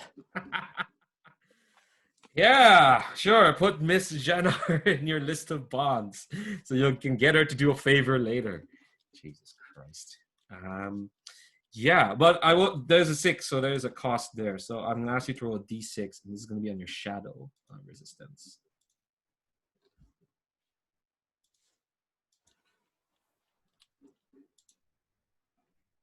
That's a 3. Okay. So you have a +1 shadow, so it counts 2. I'm gonna roll that. Oh no, rolled it. 8. So you're still doing fine. So I think so. Yeah, she gives you this command. What do you do, Lord Brindley? You're off. Well, yes. Once I find out where this other ritual site is, I can see about if I can't do some work to repair and strengthen it. I think like she gives you like this inscrutable kind of look, and then just kind of gives you the directions. She evidently she did her homework, much like Krell did. Yeah, so you have that, and I think we'll cut away from you for the moment. That's okay. And yeah, we'll cut to Elera. I think we're cut just as the act is like reaching its dramatic climax, and weirdly enough, in Spire, there's a break between every act, which is very kind of them, because this opera is a bit heavy-handed with its story. I will say, actually, I should mention that all of you know that at the very least, there are 4 acts, and your job is for this play to get to the 4th act. Don't worry, we're not gonna belabor the point for every act. Once we're here now, hopefully there's some momentum going. But yeah, how are you? What do you think of the play? What do you think of the opera so far? I mean, Lyra is an artist herself, and apart from although she is on a mission, she actually does enjoy the opera. She has like a small opera glass and watches the singers, and the craft itself, like the movement of the stage and the parts. If somebody would watch her, they would not assume that she is a spy, but rather somebody really into the music. Nice.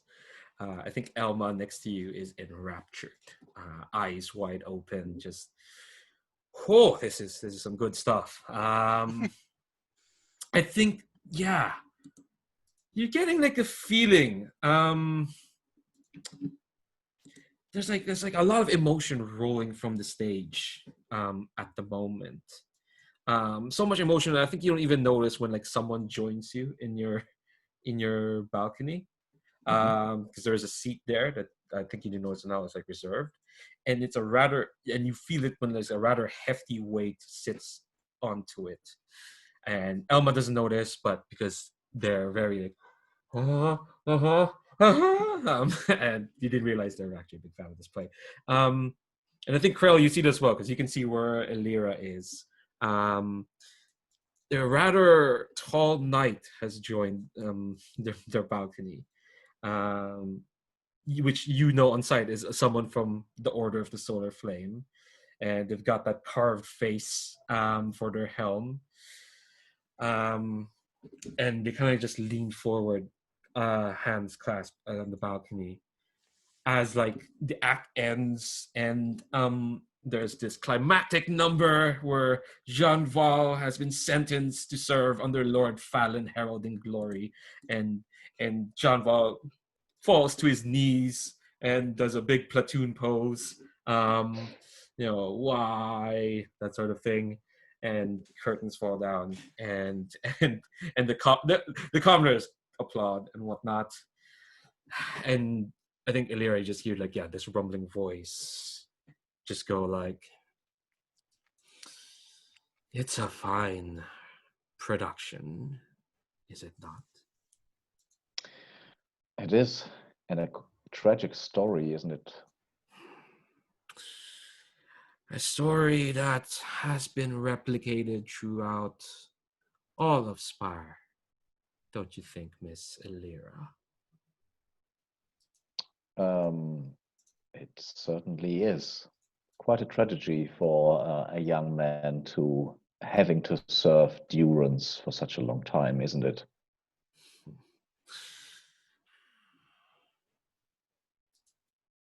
One would think such a tragedy would be commonplace here, and yet when rendered on stage, it's moving, isn't it? Quite moving. We haven't met each other. No, but paladin of the Solar Flame, as a retired officer of the Solar Flame, I should say, one makes a point of keeping tabs on notables in the city. But I should introduce myself. I am Radiant is the Pure, and you are the idol Illyra. And so you are a lover of the arts as well, I assume. I admire it. I admire the ability of the arts to move the soul. So do I. So do I. It, you might even say, it stirs people to action.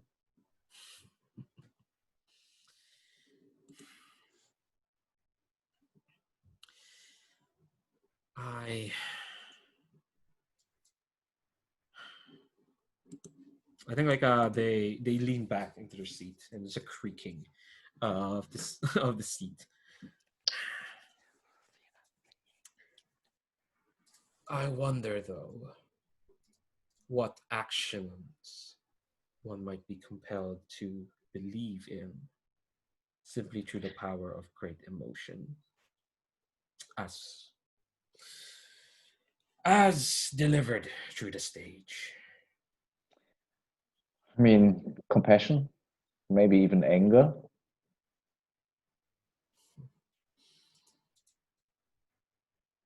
I believe in certain productions' ability to express that. I dare say I have little faith in this one's. Have you heard much of how the mask heart continues in its plot? I have not. Do you? I have heard that soon some participation with the audience will be called for. And through that participation, well, themes of retribution, themes of drama and bloodshed will be further espoused. And Miss Illyra, you've proven yourself a believer in the magic of the arts. But I do believe this production has more sinister magic afoot.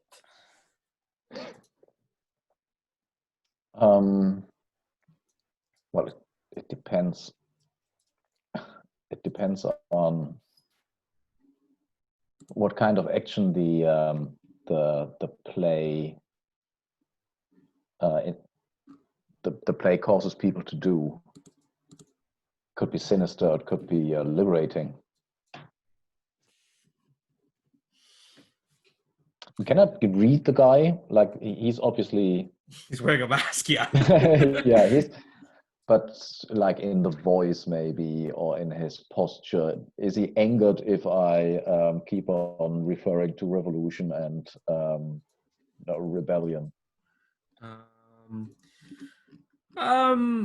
I think I don't want to make you roll for this one. I think you can no. I think you can get the sense that, like, weirdly enough, they seem to be in agreement with you. They're not stirred. In fact, even like when they like speak, they sound intrigued, as if to say like,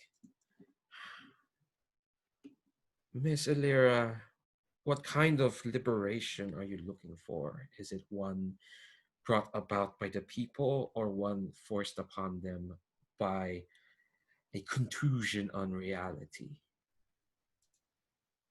That is a good point. I firmly believe that art is a lie in itself, but it's a beautiful lie. Sorry, my computer started slowing down. Give me a second. All right, cool. Sorry, my browser's trying to like, whoa, what are you trying to do? Okay, I want to know, what do you want to get out of Radiant? I would like to see if he knows anything about the sinister background of the play that he implies. Yeah. Like, is it sinister in the sense that there's some evil group, or does he think it's sinister because it will bring about the revolution? I mean, there's us in terms of sinister groups. Yeah, but we are not performing the occult ritual. Well, I'm not. You might be.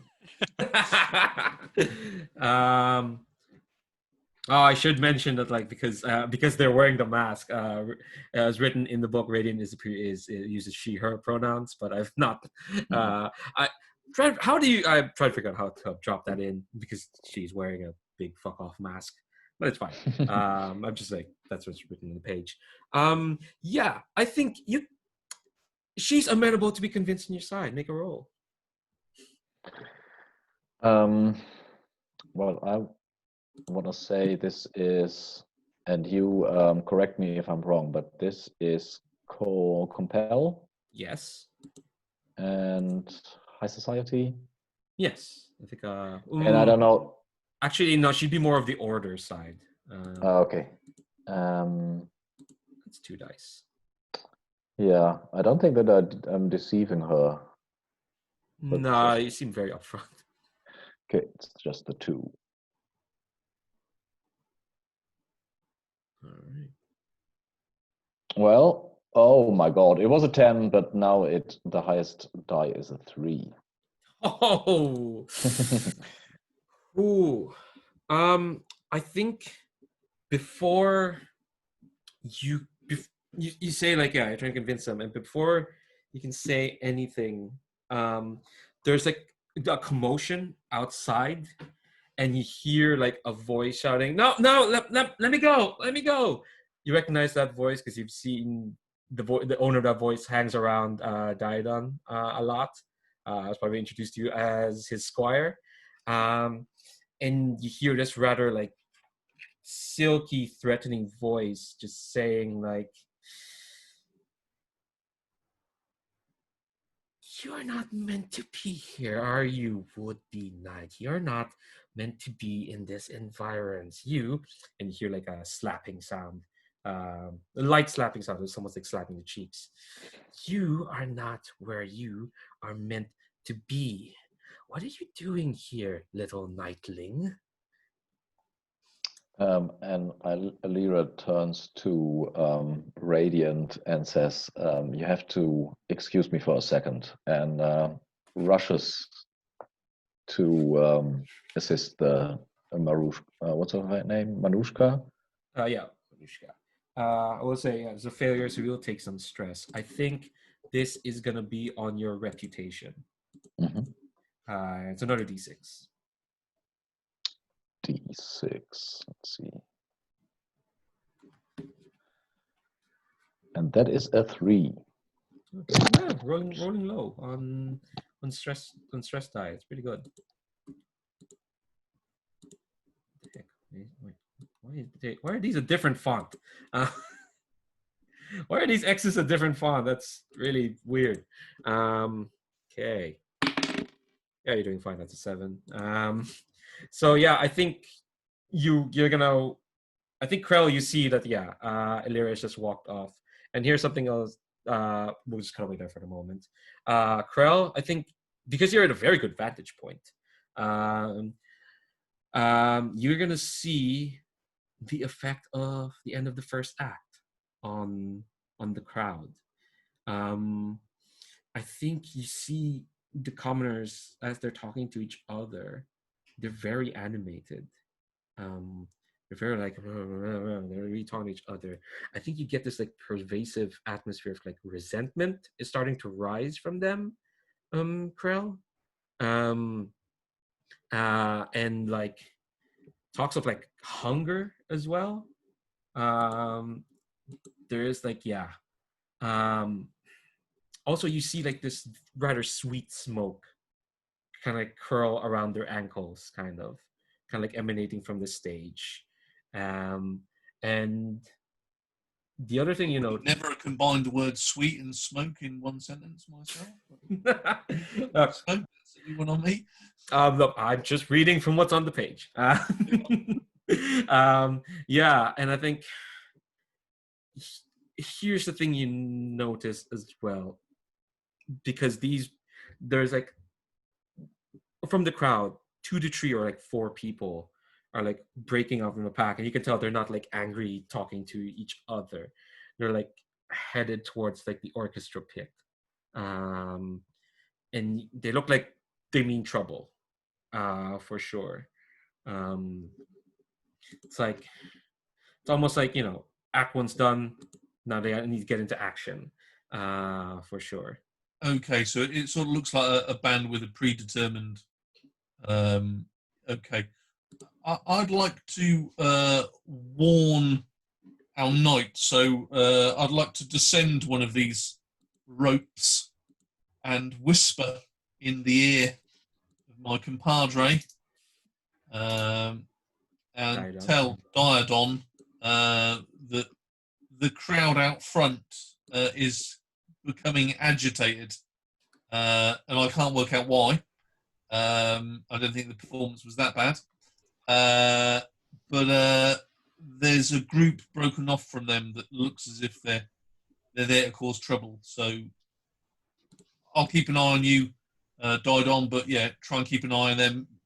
And yeah, if you need some help, I shall return and assist you. Perfect. This is perfect. Thank you. No problem at all. And I will scutter like a spider back up my strand to observe. I think before we focus on Diadon, I think when you scramble back up, Krell, that person who you saw was observing. Yeah, observing. Yeah, I don't think they're observing the crowd anymore. I think they're observing. Well, no, you rolled a 9 there. I don't want to just say they're observing you, but like, you can see that like they had gone out their perch and they're moving around the sky threads, and you can tell they were moving towards where you just were.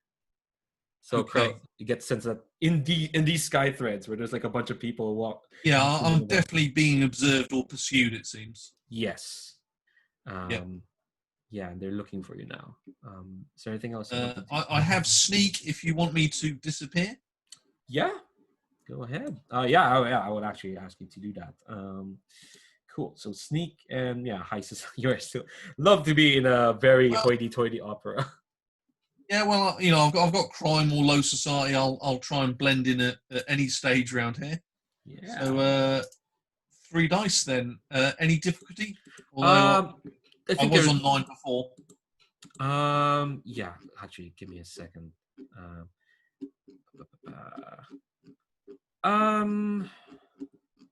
Sorry, I just need to double check the stats of this person.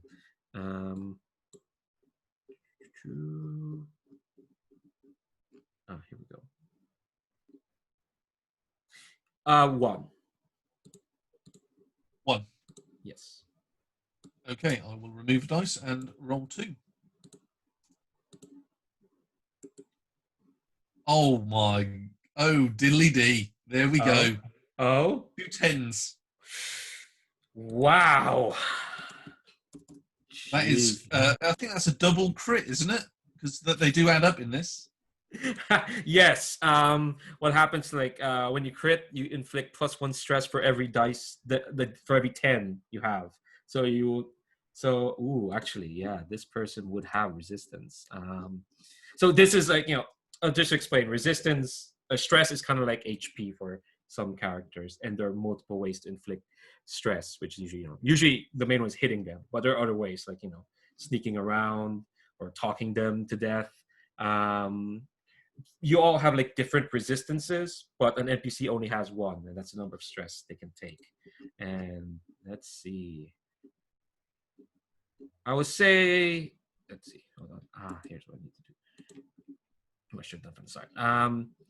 Roll me a d6. So you're gonna inflict a d6 plus 2 stress on this person who's not trying to pursue you. 2 plus 2 gives 4. Nice. Okay. Where am I? Sorry, just clicking around. Okay. So those are. Wait, sorry. Say that again. How much stress? 4 in total. 4 in total. Okay. All right. That's a hefty chunk. I think definitely you managed to reposition yourself where you can see him now. This person. They're wearing all black. To better blend in with the night sky threads. They've got this mask that looks like 2 crude halves of a mask jammed together in the middle. And their hair is like tied back into like this small bit of a top knot. But I think you can get the sense again, they're Alfear. For sure. An Alfear hipster. He's got to go. Yeah. Oh, yeah. No, absolutely. It's got to go. Cool. I think let's take 5, and I think, and I'll lay out how we might want to wrap this up because we're going quite a bit. Yeah, let's take 5, and then we're gonna cut to our knights. So okay, so just to like get everyone back on the same page, there's a number of threats on right now. There's Miss Janar, Lord Brinley's handmaiden friend. There's this Alfir hipster hanging out in in the sky threads. There's See, I was imagining him more as just being like an Elfir otaku that was just like dressed up as a ninja samurai. no. Well, no, they're they're part of the sky threads. In theater, people the people who move props, lights. You gotta wear dark colors so you don't stand out. See, Dad knows. Yeah. So there's that. There is what's happening. There is Lady Theron, Thorns on Silk. You say, yeah, their own threat, for sure. And there is like that gang that's downstairs heading towards Diadon. So there's like 4 threats. I will say, if you can defeat not all of them, but like 3 out of 4, I think you've won the night. How does that sound? Cool. All right. So let's cut back to Diadon. Diadon, your squire is nowhere to be seen. he's been gone for an astonishing amount of time.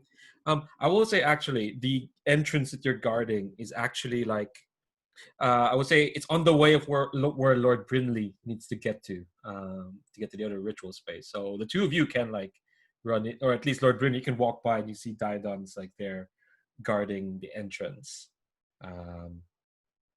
Oh, Diadon, come along. We have a ritual to perform. Brinley, I have to. I got a tip. There are some roustabouts about to take away people's opportunity for cultural education, and I have to stop them from that.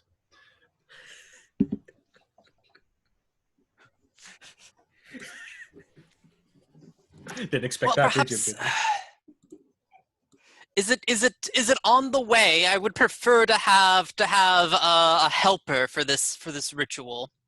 I believe it is in the orchestra pit, which means I might provide some entertainment for the audience, really liven things up. I think yes, I ought to be going before they start throwing punches at flautists.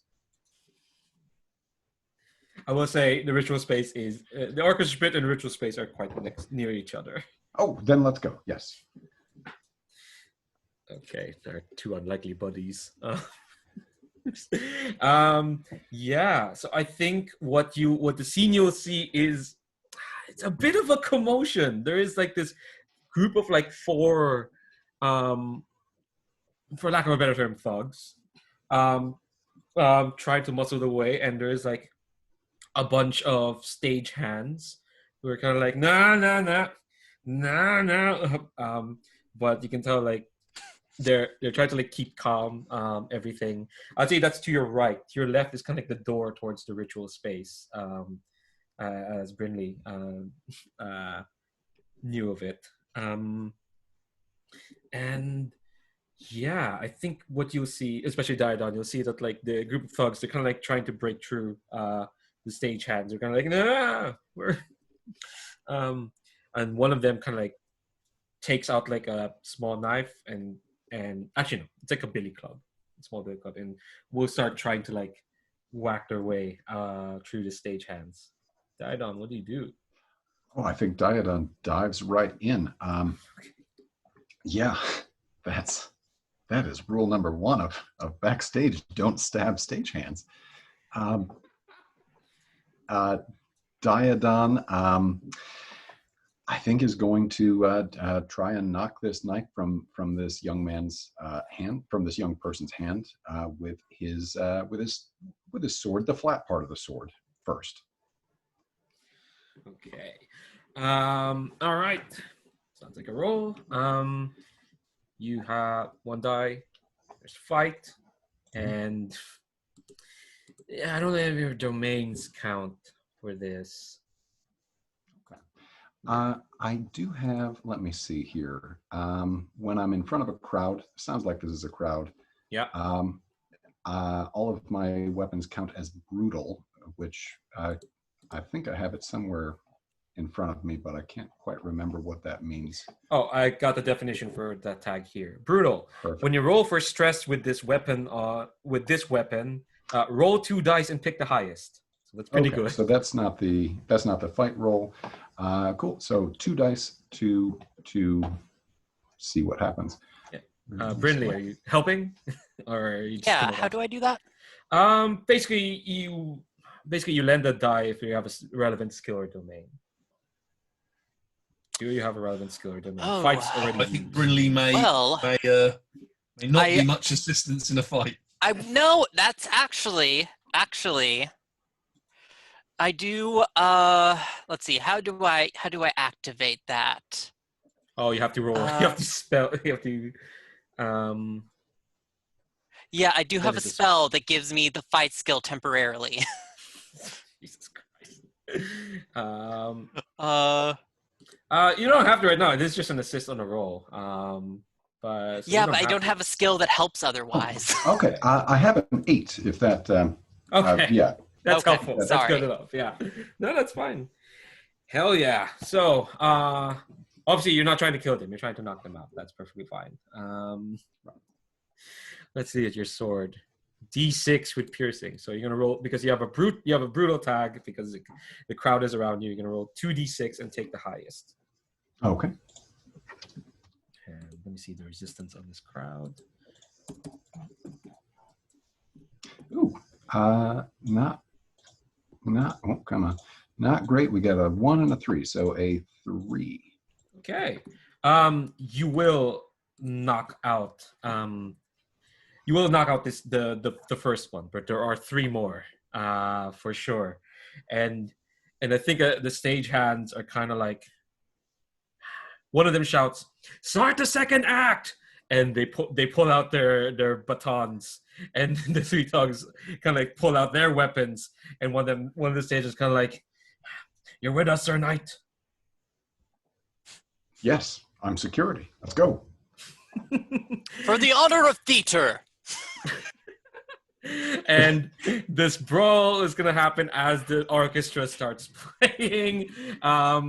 Because, as mentioned, Act 2 requires some audience participation, and they're thinking, "Oh, we can pull this in; it'll be fine."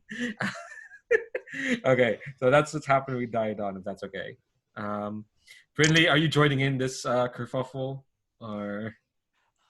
I mean, I've committed myself. The ritual space is over there. Once we deal with this, we can begin disrupting that. Or not so much disrupting as disrupting the disruption. Yeah, for sure. Okay. All right. So let's cut to Elira then. I think Kurt, you hear the orchestra tuning up, along with what sounds like a kerfuffle going on downstairs. But I think when you emerge out of your balcony, you'll see these 2 guards holding like Manushka down on their knees, and Lady Theron looming over him, just kind of like slapping him in the face for a bit, and saying like, "What's a knight like you doing snooping around? Aren't you meant to be warriors? Aren't you meant to be fighters? This isn't poetic at all. This is crass." So Alira says, "Oh, there you are. Have you sent my message to Jesus names to Diadon?" Manushka looks at you like, what? But you mentioned Diadon, and he recognizes who you are. I think he knows you're one of his friends, and he's just like, yes, I have the message here. But before you can say anything, Lady Theron kind of like swoops towards you. And it's just, "Oh, Miss Alira, I didn't know that you had You're using squires as messenger boys now. That's a Well, touch unconventional. I was so captivated by the piece. It is quite something, isn't it? That I didn't want to leave the balcony. And yet here you are now, just as, oh, is that the second act starting? Well, given that it seems you're a fan of the vulgarity that's been on display, maybe you should sit back down and enjoy the rest of the show.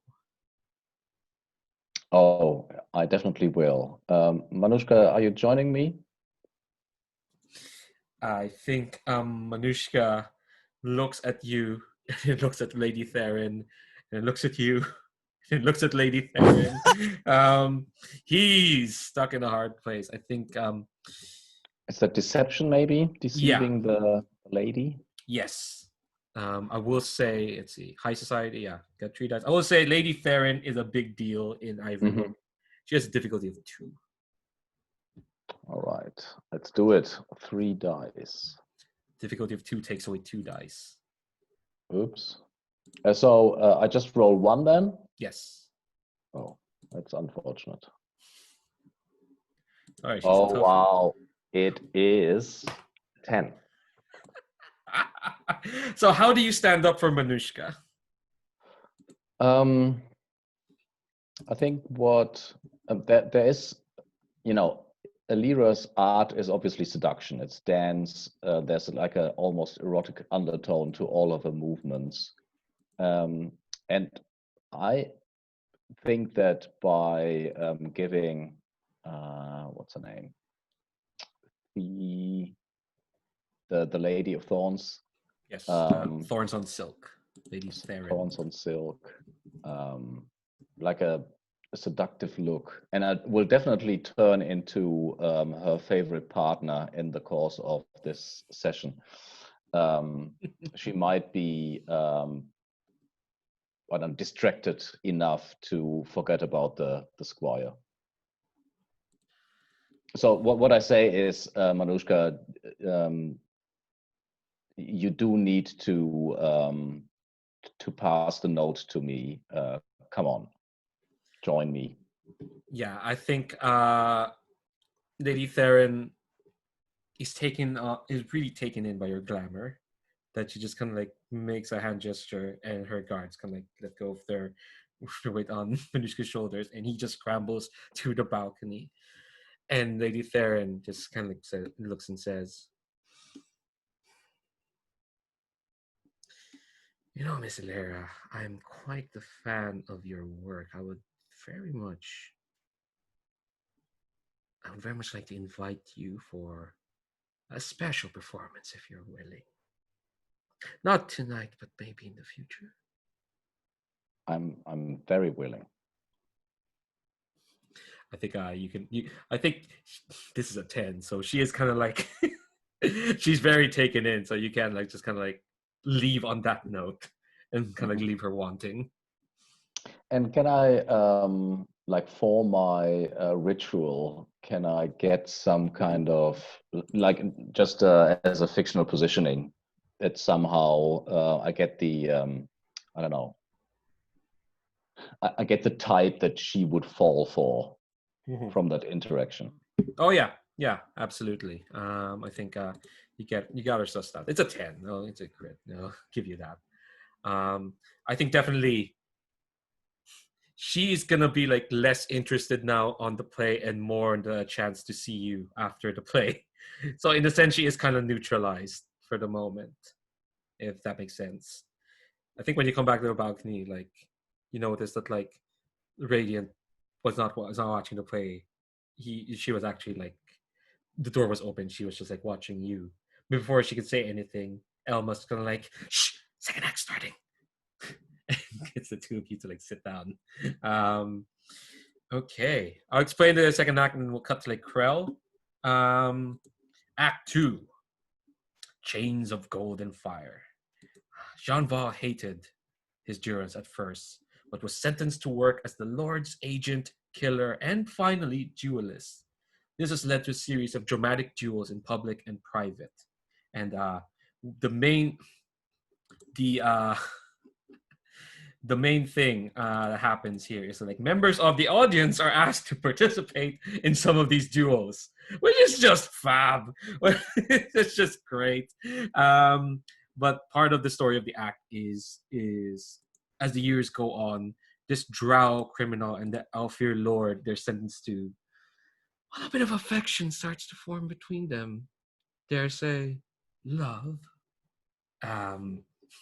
So while that's happening on stage, Krell, I think you're kind of in the middle of a weird cat and mouse game. You're well ahead of him, of this person pursuing you, for sure. While this is happening downstairs. What are you? So yeah, what are you up to? I think it's time now to rather than cat and mouse him, confront him. Possibly with my god-bound blade, and maybe bring an end to the guy up above the stage. Tell us about your bound blade. Yeah, I know you. Axe, but yeah, it is just the god blade. Oh, that's really nice. Okay, so you are just gonna like straight up fight him? Yeah. Time's of the essence, so yeah, let's get this guy over before the end of Act 2. Yeah, he needs to disappear so I can assist somewhere else. Okay. Read up on his stats. Aha. All right. Yeah, I think as I was sort of well in front of him on the cat and mouse thing, I'm going to appear sort of near behind him as he's running along one of these sky threads, and basically given the classic shiv action, Nice. prison styley. Nice. All right. So let's see. Got 1 die for luck. Ooh, you have 5. And yeah, high society. He still has a difficulty of 1.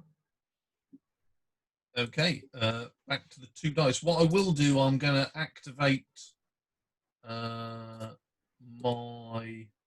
one of my abilities. It will cause me some stress, but I'm going to activate the Secret of Fear. I mark 1d3 stress to shadow, and my bound weapon increases in die size for the next situation. I would ask you to roll the 3d10s first to see if you actually get to the action. If you actually get to inflict stress. 2d10s. Here we go. Yes, 2d10. And I got a 10. Oh No, my! no, What? It's gone down. No, it's gone down. It changed into a 9. Oh, it's still a 9. Like. Yeah, well, yeah. Yeah. No All bonus right. one there. Yeah. Jesus. Yeah. Where were these 10s last week? Look, by the standard of this session, that's a very poor roll. Yeah, my role playing is poor. Nah, it's just a dice. It's fine. Love to have small gods Batman up looking down on us for us. All right, cool. So you're gonna. What does it look like when you access the Secret of Fear? Like I do want to say, like, fictionally, how does like Krell do this? So I think we'll see 2 things. So clearly you've got to have a glowing weapon. You know, they're always the best, aren't they? So the weapon will sort of glow, but also we'll see what little of this man's face we can through the mask. We can just see the colour. I know Drow are quite pale, but he becomes ultra pale and starts to shake, sort of in tune.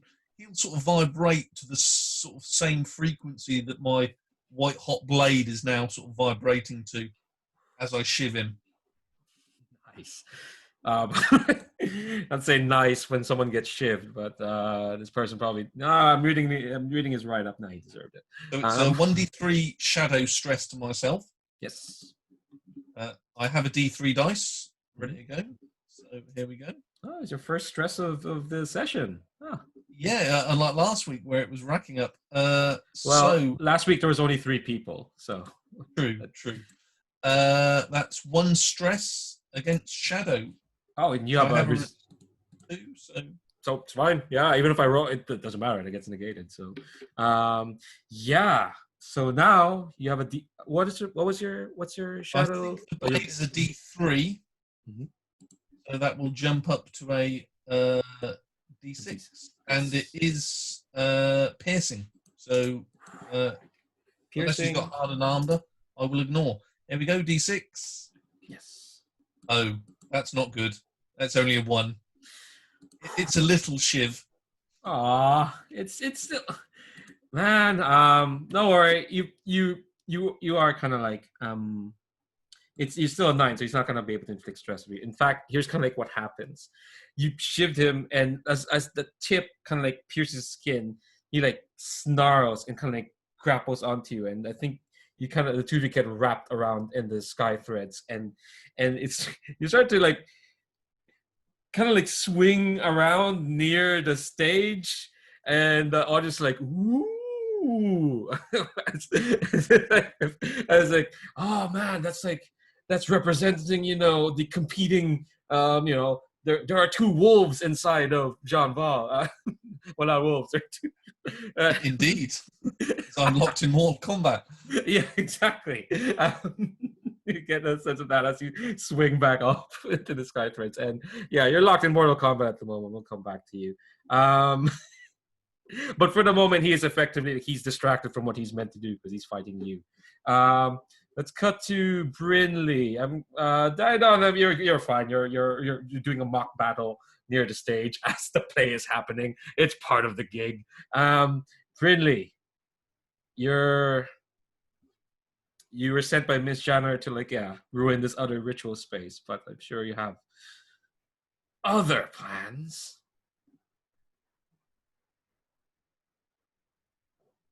Oh, yes. And I guess, if I am coming into this ritual space, now would be a good time to bring up what's weird or out of place here?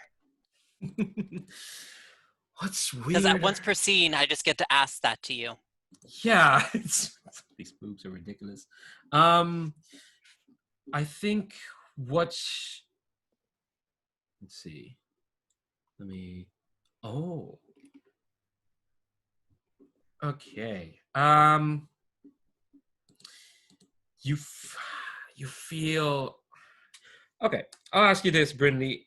Have you ever been in the presence of the divine? Oh, well. I mean, technically, I am around Krell sometimes. Uh, Okay, yeah. So yeah, you do that sense, but I think it's overwhelming, the presence, once you finally notice it. That there is some kind of force that's kind of not beyond comprehension, because this is Spire. There's a ton of gods out and about, but there's definitely the presence of one of them here, and I think you notice something that you didn't notice in the previous ritual space, because this is identical to that. There is a mask, kind of on hanging off one of the walls, and you'll notice the mask is identical to what the one Jean Val is wearing on stage. I will say though, you feel the divine presence, it is strong compared to when you meet Krell, but you can feel it kind of fading. As if the ritual is not taking hold. yeah. Just wondering here.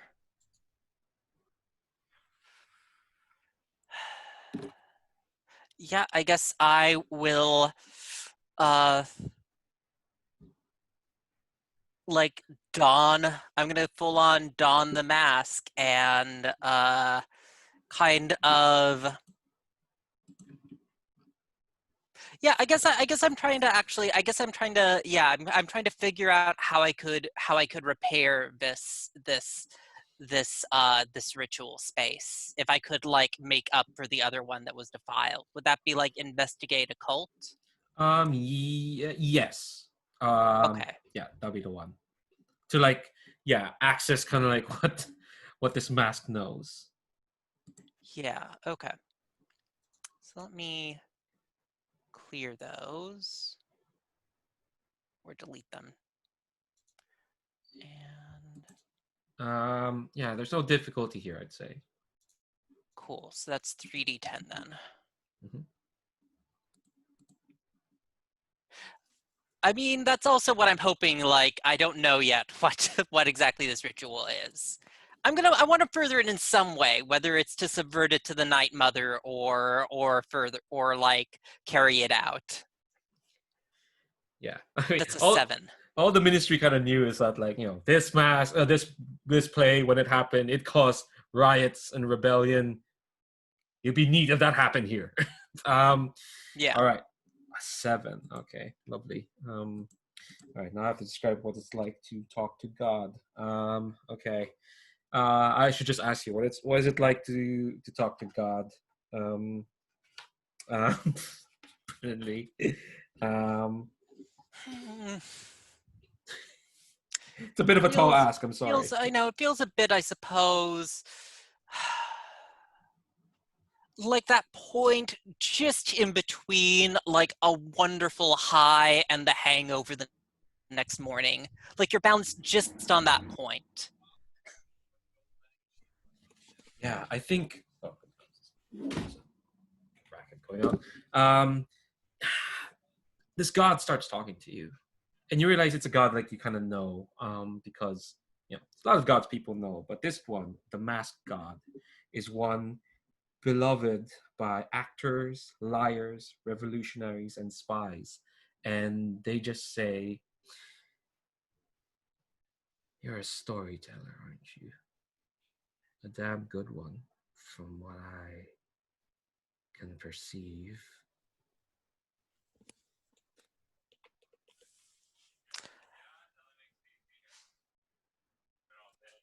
Yes. I'm a bit of a writer myself. Yes.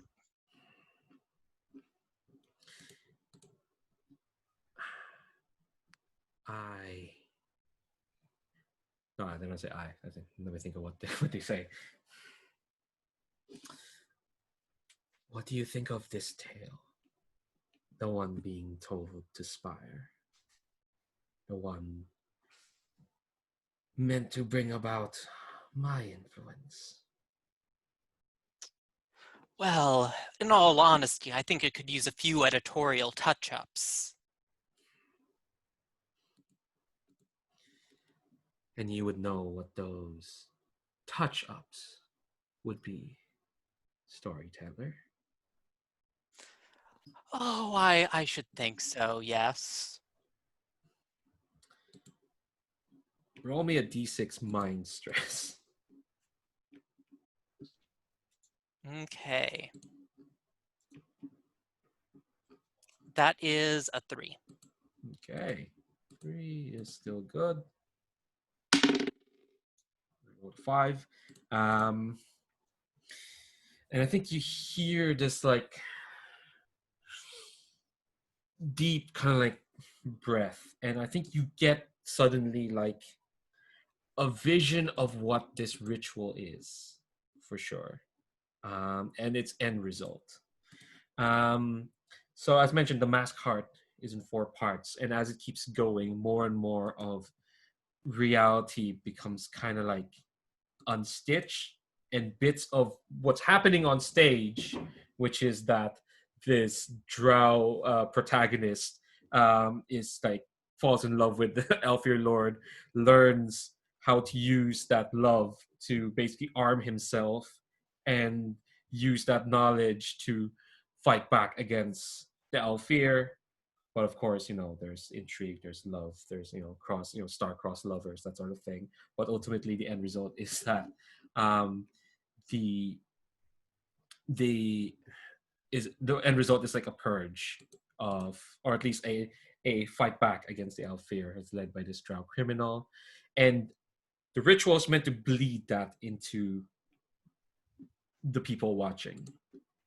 So what would have happened is, as acts keep going on, people start just getting weapons in their hands. They just start showing up, and this fire within them that would let them walk amongst the frozen halls of the elf fear starts to form within them, and by the end of it, any and all of the hidden watching this play are now followers of the masked god, who now wear these masks that let them infiltrate high society, so to speak. That's kind of like that's the end result, is to bleed the lessons of Jean Val into the people,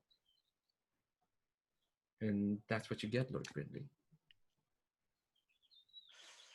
Fascinating. And well, since I am here, do you think that you might answer a few questions? You think you might do a bit of an interview? No, it would be quite a scoop.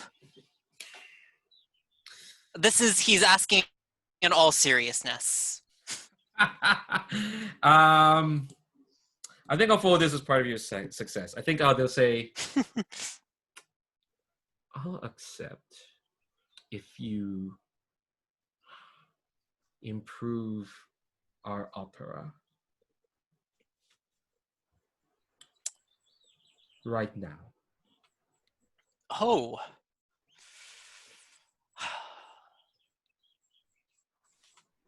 I should say so. I mean, what opera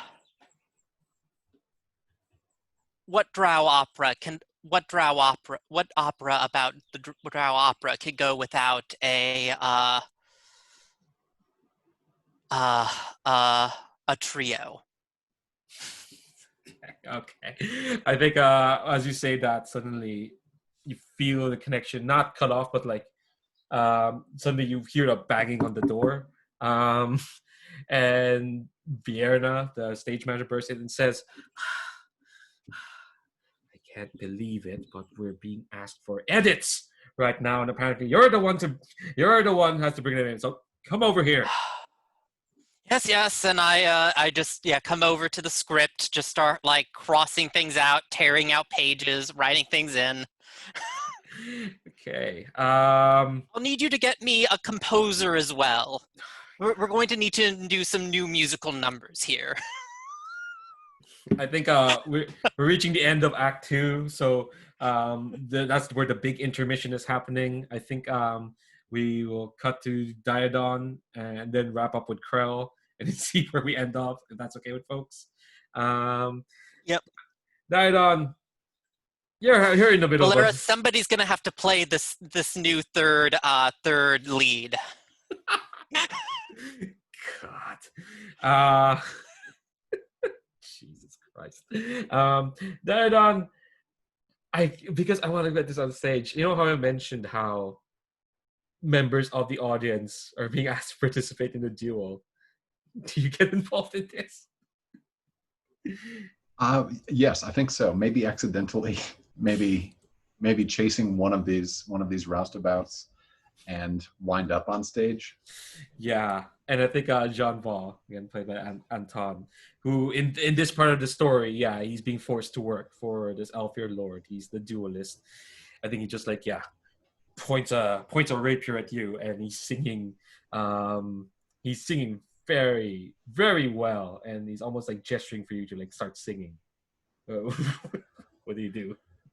I think Diadon starts singing. It is awful. It is offbeat and just off key to an extreme. Sorry. No worries. I think Jean Val, you can see him cringe. He cringes a bit, and then he lunges for you and does like a mock sword stab. And when he gets close, he says like, "You might want to touch that up, kid." Oh, I sure. Yeah. I can do that. Do we fight? I fight you now. Yes. Yes, but make it look good, kid. Okay. All right. I'm gonna ask you to do Famous last words. This is gonna be deceive, I guess. Okay. Yes. I think this is for like just to help like sell the play to the audience. You know, this is kind of like just to I want to see how well Diadon does on stage. Okay. Let me see here. So we're saying deceive? Mm-hmm. Okay. Sounds like a 2 die. Could I just interject, because I would like to use something would assist Didon. I have surprise infiltration as a core ability. Once per session, I can insert myself in a situation when I'm not currently present. So I think I'm going to swing low on one of these lines while I'm also battling this guy, and I will lend a feint to Diodon. So I would like to assist him. Hell yeah, this. absolutely. Extra dice as I swing in and put Jean Val off balance somewhat. That's great. And the crowd's like, "Oh man, the metaphors!" As Is that you get an extra die, basically extra D10. Great. What happens here is like Krell is now caught in the consequences of your roll, if there are consequences. So deceive, still got high society. Oh no, you don't. But you do get an extra die, so that's still 3d10. Sweet. Whew. That is 4 highest. What? Oh Yep. no! Oh no! I think. John Paul is gonna have words with the both of you backstage. I think here's what happens. Krell, you make that feint to like add some believability. But what happens is the person you're fighting with instead takes an opportunity to like leap off you and kind of like pounds at Diodon and kind of like tackle him off stage into the side, and suddenly Krell, you're on stage. Jean-Paul is just like and now you're out here for everyone to see, Krell. I just start throwing pages out at Krell. Oh, Elira, what you seeing this? What's your response to this? As Elma next to you is just like, well, I'm up for some improvisation, but this is a bit much, don't you think, Elira? This is horrible. I was enjoying the performance, and we need to make sure that this performance is not interrupted by these amateurs. Okay. Don't worry, it's just a blip. It's just a blip. I think it's just funny. Yeah, I think the only thing we need left to take care of is the one Krell is fighting. So I think we'll just see how we get on in that, and then we'll see how Krell improvs on stage. So go ahead, Krell. No, that's fine. Yeah, I'm ready to rock and roll. Okay, cool. So I think we'll swing back to Diodon for a bit because that's where the assailant is. This person who's here wearing all black, got that mask just smushed in, and just kind of like hisses at you. It's just saying like,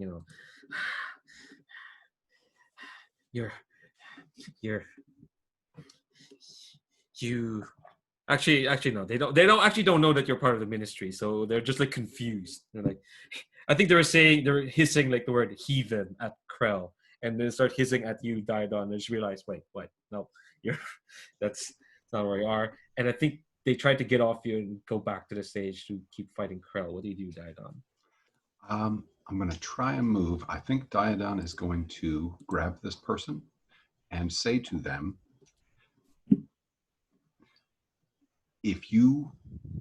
I am arresting you, and I will now convince you that if you try to run or resist, I am fully capable of killing you with no repercussions. And that is using one of these handy moves, braggadocio, that I can just convince someone that I can do something. Amazing. There's like, these Spire moves. They're ridiculous. This just happens. So I think, this person like slackens in your hand, and they suddenly go very like still. There is something like almost martial in the way their stillness, and they just say like, Sir Knight, I am at your mercy, I suppose. Archbishop Wynne will vouch for me. You will find that we have been doing noble work here. For those who don't know, Archbishop Wynne is like the third landlord in Ivory Row. So there was like Lady Theron, there's Mr. Alas, who Lord Brindley pretended to be part of, and there's Archbishop Wynne. And this was Art Wynn's agent, basically. But because you got that move, you've convinced him to surrender, which is very great. So I think we are going to finish off with Krell on the stage because it's funny. I'm sorry, Krell. Yep. I have written the part of in order to create a parallel between our three leads and the Drow goddess. Krell is playing a new character who is a stealthy seducer, built upon our hidden mistress, in order to provide counterpoints to the faithful Lajan. And the angry, whatever the goddess of anger was, I forget. Yeah, I forgot as well. It's fine. Cool. So go take it, Krell. I shout from the backstage. You're muted, Paul. Paul, you're muted. Oh, okay. I'm going to grab the set of lines Lord Brindley shoves in my hands, quickly attempt to learn whatever sentence is scrawled upon it, and dive in against Javal. As I press close to Javal, I will say, "Your mother is still alive. I know where she is." It's a good opera theme. Mothers are always involved. Yeah. Try and, I think, deceive. I think it's a deceive battle with Javal. Yes. God, you all have deceive. It's great. I think. Don't worry, this will be like the last roll unless there's anyone else want to do. I think this is fun. Yes, on the profound news that I know where his mother is and that she's still alive, I shall roll 3d6, 1 for luck, 1 for high society, and 1 for deceive, yeah? Yes. Let's rock and roll. An 8. Okay, that's cool. Yes, pretty that's good. I think he is rocked by what you say, but I think suddenly, like, it's almost like a challenge, as if like, oh, you're trying to rock me, you're trying to like test me. Well, I'm gonna answer back with the very best of what I can do, and I think against all odds, you reading the script, I God. This is One of us running on stage and a new role was inevitably going to happen the moment you listen to this theater, Leandro. Oh, Jesus. Okay. All right. I think just to close off this session, I want to get each last shot of each of your characters as the play kind of goes on. I don't think we'll see the end of it because we're ending off the end of Act 2. But I would say that the threats you have there, they're kind of like curtailed or like done. The play will go on as needed. Like Miss Jannar backstage will not be able to disrupt the ritual thanks to what Lord Brindley has added. Daidon has arrested this assailant. Elira has seduced the Lady Theron and has at least gotten the attention of this captain, this retired paladin of the Sword of Flame. And Krell has discovered a possible new role. Why don't we go right to left and the character keeper and see what's the last we see of these characters as kind of like the night, as the night continues. So I'll start with Elira. Yeah, Alira had disappeared into the what's it called? The bathroom. In like drank some kind of occult potion, and when she leaves the bathroom and moves towards the balcony where the lady Theron is, she has changed into the person that Lady Theron would fall for, and I don't know how they would look like, but They definitely look with a exactly mission. like her. Oh wow, that's sick. But yeah, and the goal is obviously to lure her away from the play. It's gonna work tremendously. Let's say. Okay, not exactly like her. That is a bit sick. But like enough. Yeah, the thing doesn't make you look the spell, if I recall, doesn't even make you look exactly like the person. It just makes Yeah. you it's like the Ansari thing, right? From Mass Effect. Yeah, that sort of feeling. But I think definitely Lady Theron doesn't love anything more than herself. So I think someone who reflects her, for sure. Not looks exactly like her. Yeah. So Daidon. Don't worry, your squire is safe apparently. So you can include him in your final shot.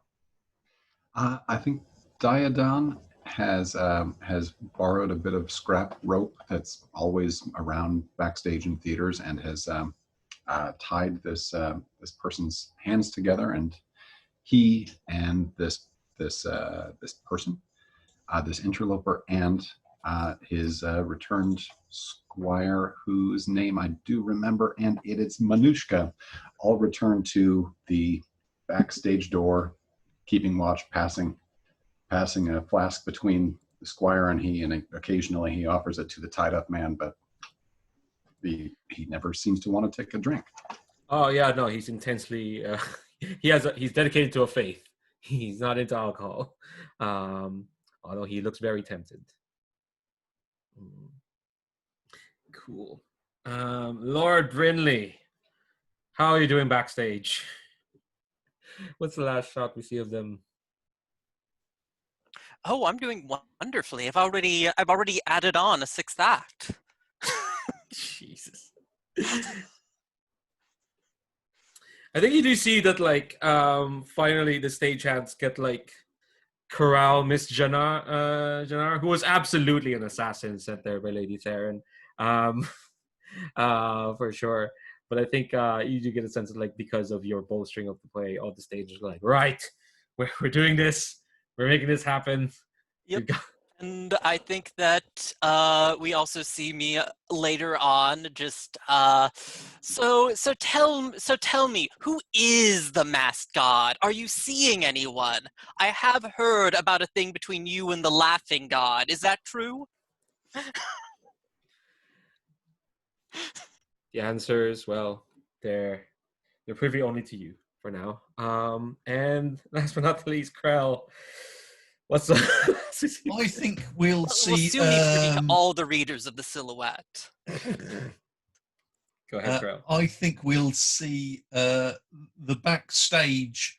There's a huge crowd outside the stage door, and you see Anton fluffing himself up, clearly thinking all the fans are there for him.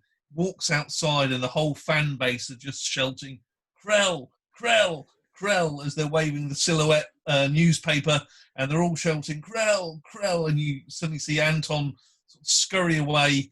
And then the camera pans up again to an elevated thing. You see Krell don his mask and swing off on his red rope. This was just opening night, so, you're probably going to have to do the whole run now. One night only, I hope. Excellent, thanks. That's fantastic. And we end off with, more justice to be done in Spire. Thank you so much for that. That was a lot of fun. Probably not exactly the tone you were expecting for Spire, but I think we can see that, like, because of the gonzo weird magic here, all sorts can be folded in, but we'll talk about that after recording. I just want to say, as always, on recording, thank you very much for playing and with gusto, for playing into the setting. You get great players at the Gauntlet. For everyone who's watching, definitely links down below to check out. If you want to check out this Spire, once again, by Grant Howitt and Christopher Taylor, links down below. Want to check out the one-shot source book, links down below. Want to check out Jason Pitt's other work, links down below. All of them down below. But for now, I'm just going to say goodbye, YouTube.